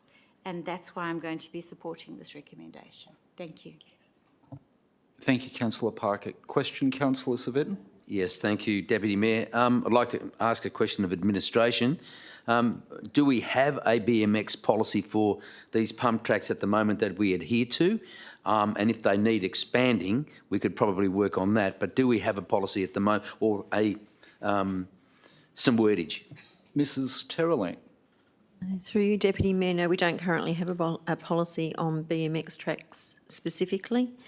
So the intention would be that we would do the investigation and report the outcomes of that investigation to council, and then look to get council's input, and then look to develop a draft policy based on that input. Thank you, Mrs. Terrelink. Speakers against? Speakers for, Councillor Huntley? Thank you, Deputy Mayor. I'm looking at the recommendation. It says, request the Chief Executive Officer to conduct an investigation into the possibility of developing a policy and guidelines that provide for community members to build their own BMX tracks from natural materials on city-managed parks and reserves. Now, looking at that one, that puts me with a foot in the no box and a foot in the yes box. So what I'm actually going to ask is, perhaps could we tweak that, instead of it saying guidelines that provide for community members, in other words, anybody, to change those words to supervised with experienced members, or have it so it's a provision by our youth team that go out and supervise these things, because I am just seriously worried that if we do this, what stops dirt bikers saying, well, we'll go and do that in the forest? You know, so this is going to have lead-on effects to other things. And why is it that if you don't have a powered bike, you can jump and break your legs, but you can't, if you have a manual bike, you can jump and break your legs, but you can't do it with a power bike. So I think this is going to become an issue, and we're seeing more and more bikes. What happens when our bikes are electrified as well? There's going to be so many different types of bikes, and goodness knows what else that's going to be invented. And we've already got skateboards. Oh my gosh, what if they get powered? So So they already are. So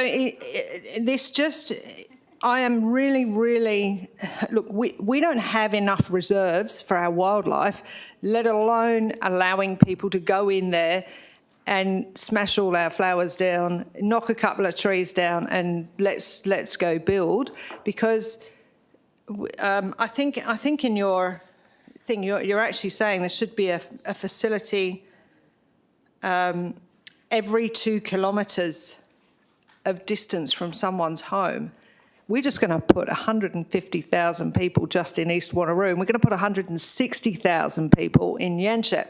And that doesn't include Two Rocks, the Alkimos that we're doing, and many of the other places as well that we're extending. So, you know, this could become bigger than Ben-Hur if we do this. And what happens when BMX isn't the thing? Are we going to have all these jumps and stuff? I'm already looking at rural blocks now, and there's already jumps, and these jumps are now starting to look like 15-foot and 20-foot high rampage.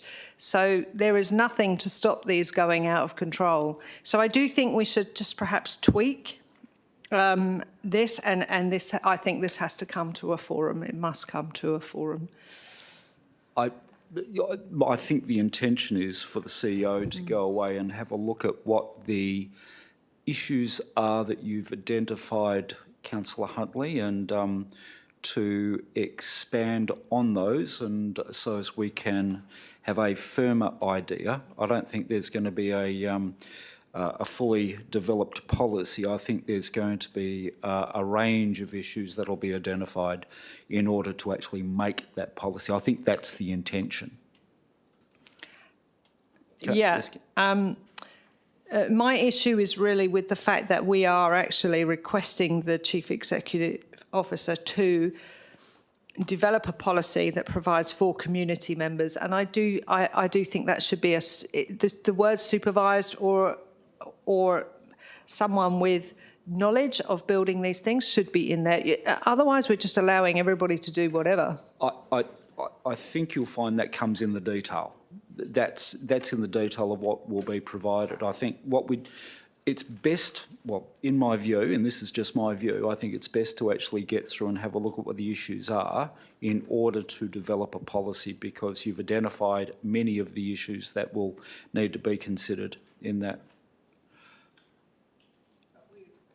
The issue is that we are still giving that recommendation to only look at community members. At this stage, I understand that's, I'll get to you, Councillor Herridge, I'll absolutely get there, I promise you. Because I'm not happy to support that with community members in it at this stage. Okay, yep, thank you. Well, that was a foot in both camps, so I don't know if that was for or against. So I'm taking that against. So Councillor Herridge, for? Question. Councillor Herridge. Thanks, Deputy Mayor. Being that this is a motion coming to us, I'm asking if we can put this to a vote, because we will then discuss all of that after. Sorry, Jackie. We're deciding to go to a forum, correct? So, Councillor Herridge, am I hearing you that you're actually moving a procedural motion to put this item? Please. Does that, yep, Councillor Miles is seconding that. We have a procedural motion to put this item, and if I could ask you, councillors, to vote on that. This is just the procedural motion to put the item, and I declare that carried 11-1, with the dissenting vote being Councillor Huntley.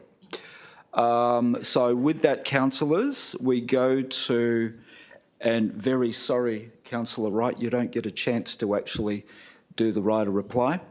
Now we have that procedural motion now puts this item. So councillors, if I could ask you to please vote on the substantive recommendation.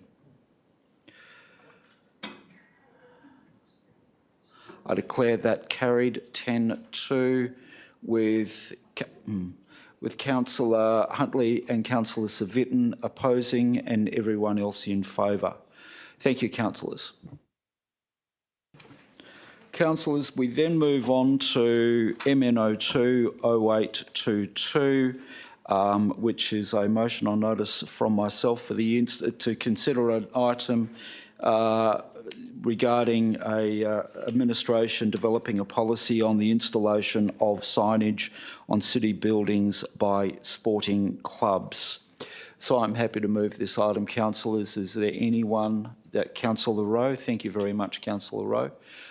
Councillors, I bring this item to council because, as we are aware, we have a range of clubs, sporting clubs, sporting and social clubs right throughout the city.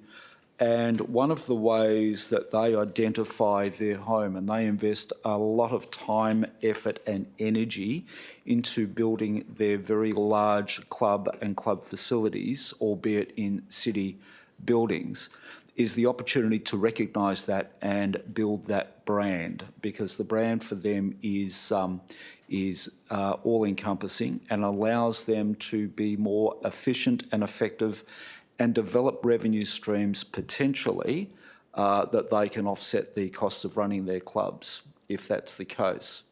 One that comes to mind is the West Nam Soccer Club in Shelvlock. They've got a fairly large facility there, and they've got some very large signage.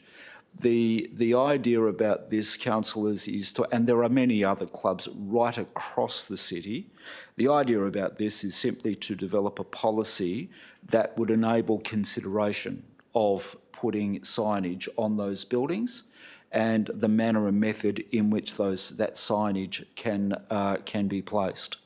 It's little other than just having a look at a policy, getting that sorted out through administration, and trying to work out how we could possibly sort and facilitate, assist our clubs to identify that brand and their location. Because councillors, they put a lot of time and effort into our community with our children, with those sporting groups, and it's incumbent upon us to, at the very least, recognise that and give them an opportunity to work through a process. So with that, I ask for your support. Councillor Rowe. Thank you, Deputy Mayor, and happy to second this motion on notice. You've covered all of the main points, so I'll just reiterate some. And the first is that our sporting clubs provide a community service. They encourage members of our community, whether they be juniors or seniors, to be physically, mentally and socially active. The clubs themselves are heavily volunteer driven, so these are people that often balance full-time work commitments with family commitments and also taking up a voluntary position in the club as well. The recommendation is to consider the development of a policy, so it's nothing too radical. So I'm very happy to support it in its current format. Thank you, Councillor Rowe. Speakers for? Councillor Parker. Thank you. I'm happy to support this motion, as I do understand the need for sponsorship agreements to assist with raising funds and businesses looking for advertising opportunities. I believe it's vital to utilise sporting clubs to promote healthy life choices from as early an age as possible, and consider it a responsibility of the city to enable that to occur. Thank you. Thank you, Councillor Parker. Councillor Miles, you have a question? Yeah, just a question for you, Deputy Mayor. And whilst I understand the sentiment probably behind it, one thing comes to mind. You use West Nam as an example. But if you called yourself the Phoenix Motors Hockey Club, which is a brand, you'd be naming a building Phoenix Motors Hockey. That clearly, we wouldn't be allowed branding in that way. Is that where you're thinking or not thinking? No, I'm definitely not thinking that way. And that would be part of the policy. I don't think we should be allowing co-branding in terms of the name. That's certainly not within the thinking of this. This is about the clubs themselves. So the club name, you're talking about a club's name? Just the club's name. Up in lights, in that sort of thing? Yeah. Lights LED lights. Lights is probably a bit extravagant, but let's see how we go. Councillor Civic in question. Yeah, thank you, Deputy Mayor. Yeah, just to clarify that, so you're not saying we're going to put Coca-Cola on there, all these other things, just identifying the club, because there'll be, I mean, like machine gun holes all over the place if we allowed the, 50 people to put sponsorship signs up on there. So basically branding of the club. Just the club. Okay. Just the club. That's all. So question, Councillor Sangali, or yep, question. I guess another one like the last motion, perhaps we might need a little bit of tweaking, only because I know of some clubs that actually don't have a club room at all to put a sign on, but they do have fencing around the area they play. And so I'm just wondering, for example, netball clubs who don't have club rooms at all, because this specifically says buildings. So I'm just wondering if we could possibly change it to facilities, so it's a bit more inclusive of all sports and not just some of them. No, good pickup, actually. I think that would be the intention. Facilities would possibly cover that. I'm happy to change that word from buildings to facilities.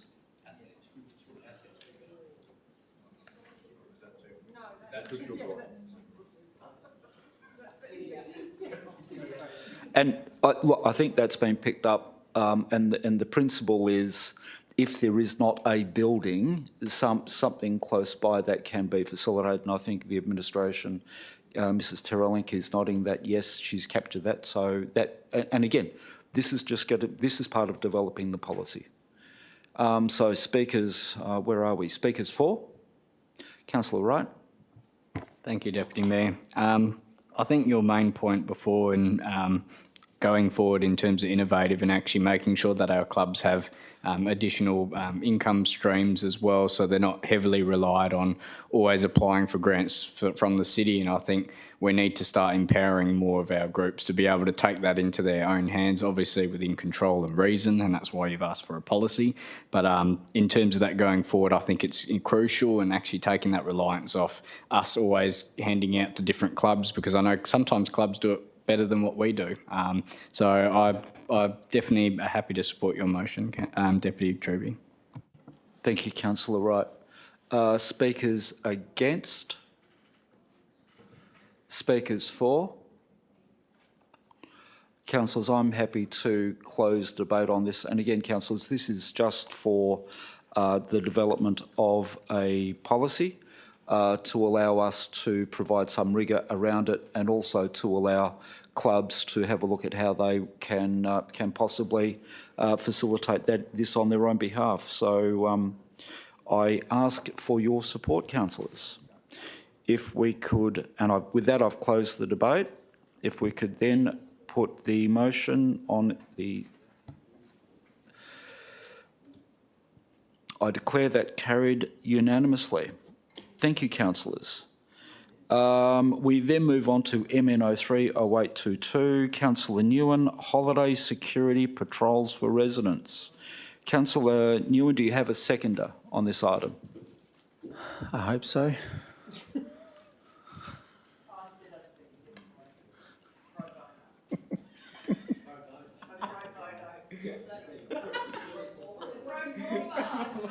So Councillor Aitken, that's pro forma? Thank you. Thank you, Councillor Aitken. Okay, Councillor Newen, you have the floor. Thank you. This is to consider investigating the provision of a holiday patrol service, which is to be added, an extension as part of the existing City of Wanneroo Safety Patrol. We know that many residents need to feel safe at home, and also need to feel safe when they go on a holiday. And in the past 3 years, many of our residents haven't been on holiday for a while, and we expect there will be an increased number of our residents will be travelling increasingly from from now onward. And this is an investigation to see if this service is viable, to consider what costs are involved in providing this service, and then to report back to the city. Of course, this service is not to replace what the police is providing. It's not to replace other measures that residents can do to ensure their home security, including installations of alarms and CCTV. It's a simple patrol as a drive-by to provide the eyes and ears only, and to report back to WA Police. And that's a service that's already been provided by other councils, including the City of Stirling. And I know that that service is much appreciated by those residents. And I hope to introduce this service after the investigation to see the cost and the benefit to our community. So this is a simple investigation. It's the initial stage. It may or may not go ahead, but it's a direction to provide extra value service for our community, especially in terms of the safety. And that's something that I know most of our residents has been asking for. So I ask you to support this motion. And I know that some other councillors may only support one of the two motions. I'm happy to, I guess, have those items voted separately if that meant that we can get those items supported. Thank you. Thank you, Councillor. Councillor Aitken.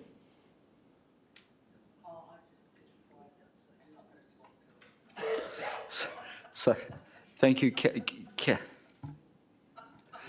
you, Councillor Aitken. That's okay, Councillor. Speakers for, Councillor Parker? No. Speakers for? Speakers... Oh, questions. Question, Councillor Herridge. Thanks, Deputy Mayor. Not sure what's going on down here, but just a quick question, probably an overarching question for all motions on notice that come through.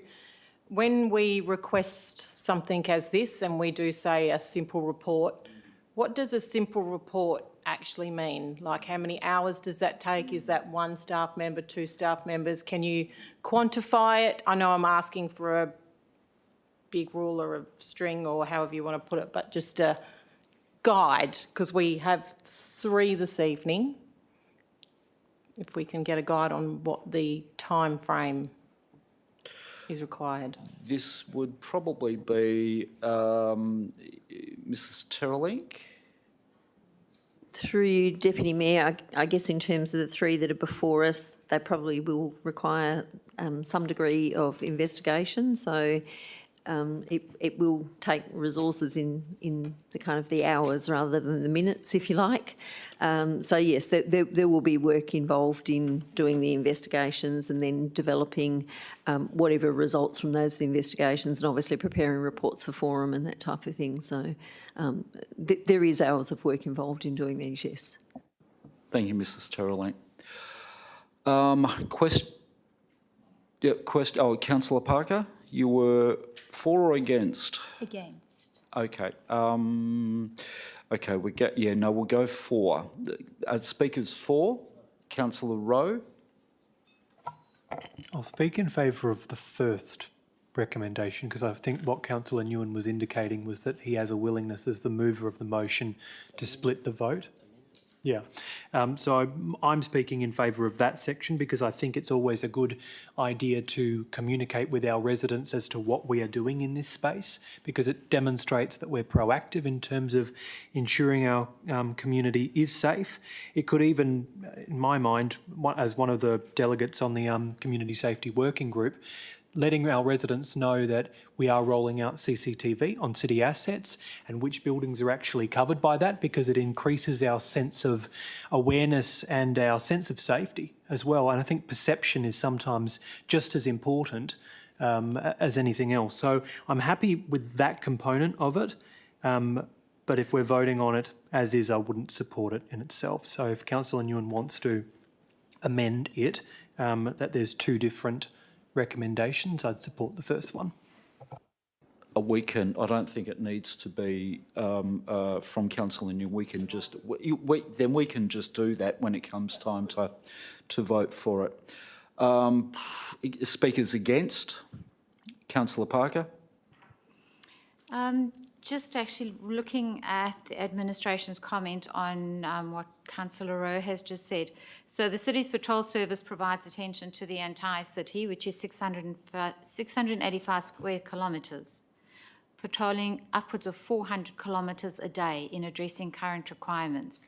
These requirements include responding to alarms, patrolling locations identified as antisocial concerns or hotspots, parks and reserves, and responding to complaints.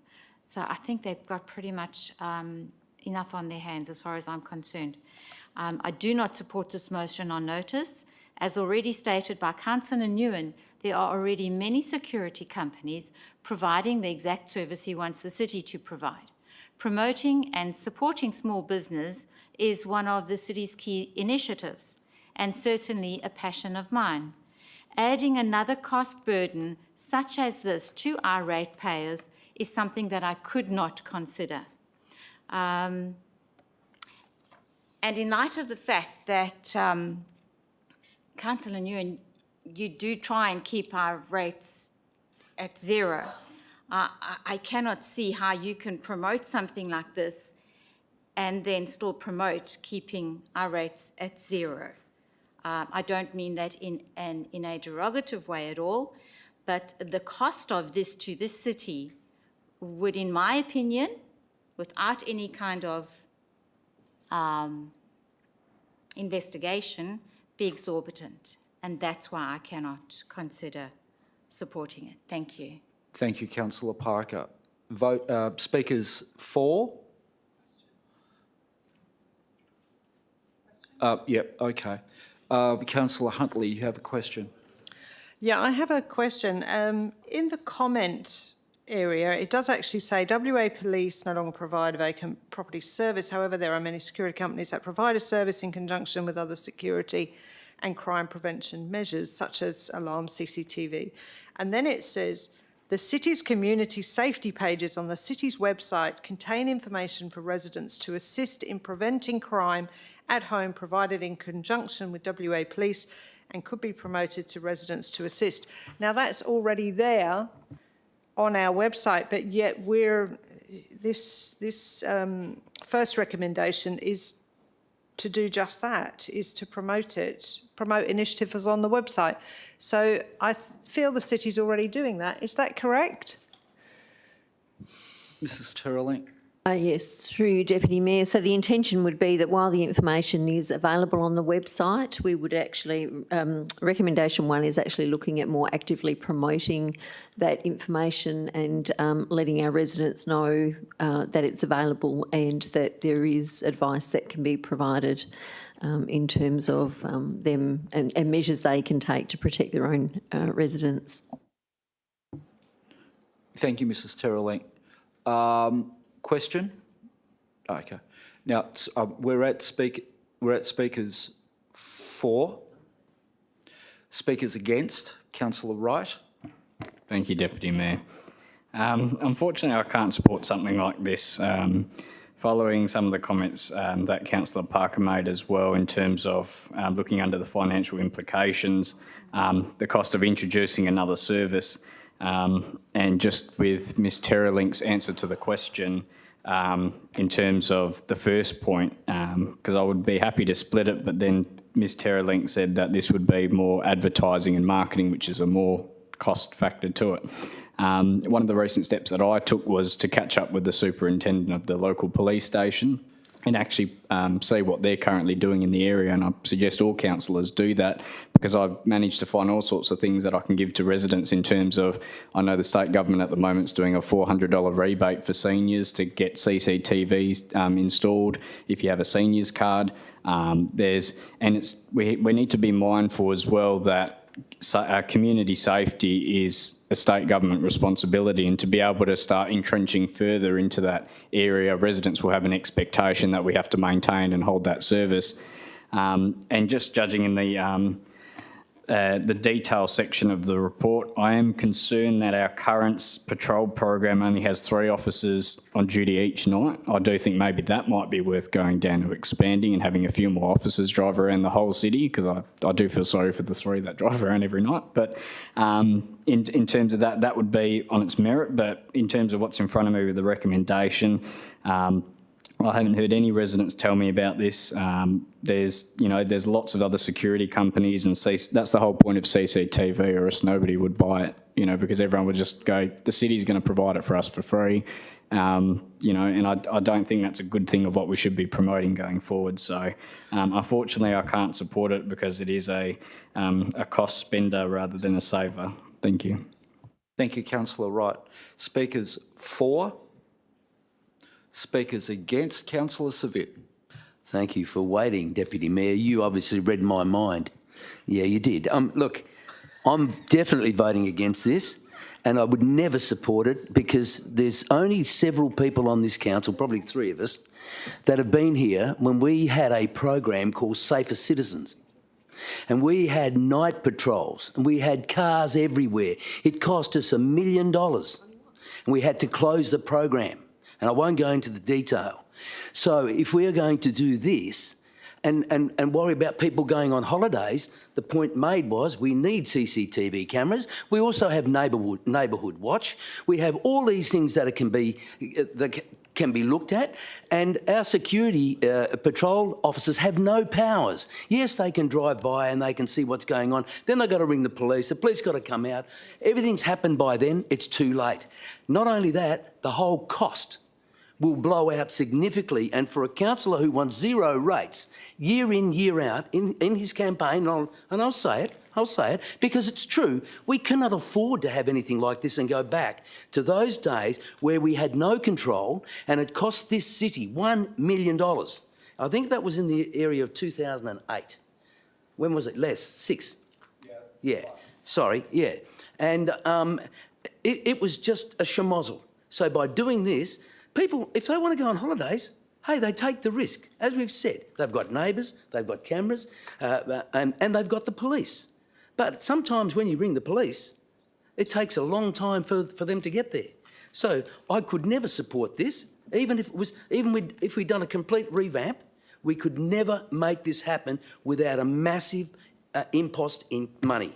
So I can't support it. Thank you, Councillor Civic. I hope you got the message. Councillors, I just have a couple of questions. Mrs. Terrelling, in order to adequately address, and I understand that there would be additional work required, but ballpark, how many extra FTEs would we be looking at, particularly in item number 2? Through you, Deputy Mayor, obviously the investigation would also include some information around demand and also models of what other local governments are doing in this space. I guess as an example, we do know that the City of Stirling, I think, has 12 people that they employ to provide their safety patrol services. So currently at the moment we actually employ 6, but there's 3 on each week, so they work week about. So at the moment we have 6. Stirling has 12, as far as I'm aware. So an increase of 6 officers and vehicles would be probably quite considerable, probably around the $1 million mark. Yeah. So, and is that inclusive of overheads? Through you, Deputy Mayor, close to probably, yes. Okay. Just in terms of, because there would be a requirement if we were to undertake this service, because I'm just trying to get the quantum of it. Mrs. Jennings, just in respect of the additional insurance costs that the city's likely to have to bear, would you have any indication of what the because we would then be taking on a responsibility to be looking after people's property, there would have to be some insurance impact, surely. Thanks, Deputy Mayor. There would be something, but it would come down to exactly what our role may be guaranteed or not guaranteed to be, and then we'd have to get, quotes from the insurance companies. So depending on the extent of the responsibility that we take on, obviously increases the likely premiums.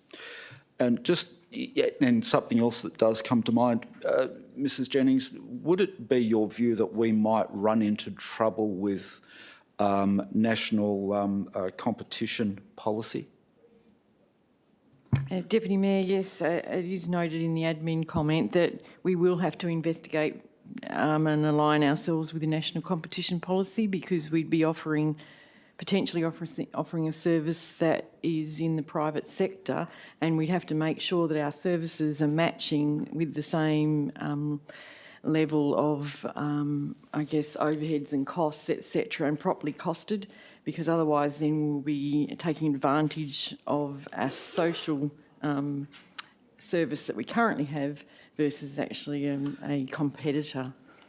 I think it's called misuse of market power. Is likely to also be the case. The cost, I think, would be fair to say, would be getting up around about 1 to 1.5 mil per annum, which is likely to be embedded ongoing. And as we know from our recently finished or completed budget process, that's about a 1% increase in rates. And I'm trying to correlate the two here, so it's quite difficult. And I know informally, I've spoken to a couple of people I know who are actually in the City of Stirling, and where this is a known service, and they say that they don't use it because nothing says I'm not home than the City of Stirling service car showing up at your front door and in your driveway, so they don't use it for that reason. So it is interesting. Just in terms of the current position we've got with having a look at our service reviews to trying to make sure that we're providing the services that our ratepayers need, and with then considering that we would accept this or could accept this. And frankly, the promotion of what we already do, I think, is there anyway. So some simple tidying up is just an administrative process. But I just could not pass on that rate burden or that cost burden to our ratepayers for a service that, frankly, I'm not sure other councils use. So I find it difficult to support that. That just some of my questions. Now, councillors, is there any other councillor in support, wishing to speak in support or against this item? Councillor Newen, you have the right of reply. Thank you. In terms of throwing out those numbers of $1.5 million or whatever it is, that's quite premature to actually give that estimate right now, because the notice of motion actually asks for the city to investigate the provision, including the cost of the service. This is simply not to implement the service at all. It's to consider whether this is a viable service for the city, and if it's not, then it won't go ahead. If it is, then it's certainly something that we can consider further within the budget constraint that we have. I have spoken this to the CEO some time ago, and the initial indication I was told was that it can form part of the existing patrol service and it would not cost anything more than what it is right now, because the current staff are already driving some 400 kilometres a day. So this is a drive-by. It's not there to actually go knock on a door, check if someone's home. It's drive-by, and as part of the route that they're already patrolling within the city of Wanneroo. So it certainly wouldn't cost the extra money that or increase the rates that has been sort of been proposed. And this is a very popular service within other council. It's been taken by a lot of the residents within the city of Stirling. And so any suggestion that this is a breach of some consumer competition or some other issue, I think it's not accurate, because this is already been rolled out by other councils in other parts. So it's certainly a service that is welcome by residents, and there are concerns that residents have raised that while they are on holiday, their homes could become vulnerable to antisocial or criminal acts. It's a simple drive-by, and that's all it does. It's not to increase any liability or risk that the city take on. It's to ensure that the residents feel safe when they leave. It's not to replace any other security measures that residents are required to take, including installation of alarms.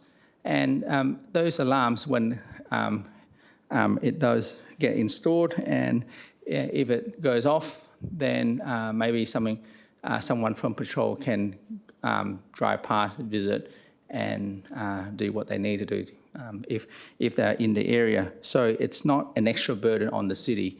It can be added as part of the existing service that the city already provides as part of the patrol.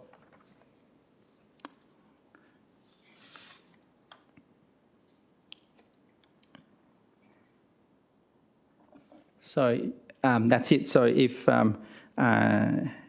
we can split the two items for a vote. Councillors, I've been requested to split these items to put them separately. Happy to do so, councillors. So we just need to record these separately as well. So that's going to take a little bit of assistance as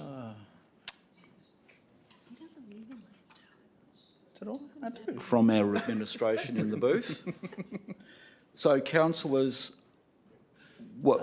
councillors on recommendation 1, if you could please lodge your votes. Yep.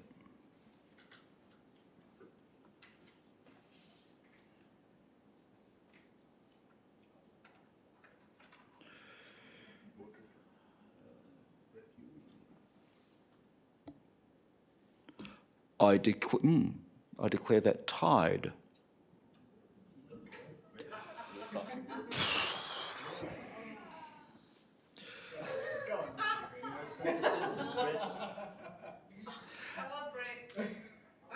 That means I have the casting vote.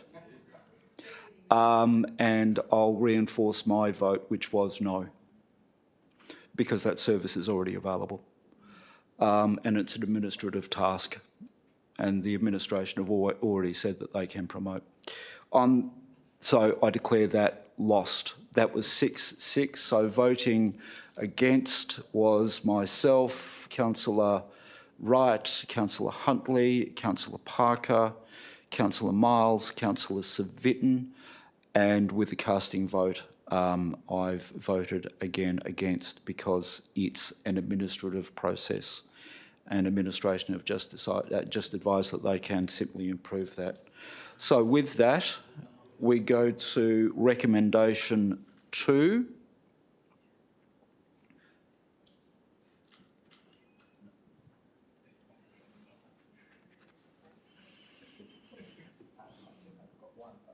So So I declare that lost, 11 votes to 1, and the vote in favour. That's all gone. Councillor Nguyen, and the remaining councillors have voted against. So I declare the motion lost. Thank you, councillors. We move on to item 10, which is urgent business. There is nil. Item 11, confidential. There is nil. Item 12 is date of next meeting. The next council members briefing session is Tuesday, the 6th of September 2022 at 6 p.m. Item 11 is closure, and I declare the meeting closed at 10:55 p.m. Thank you.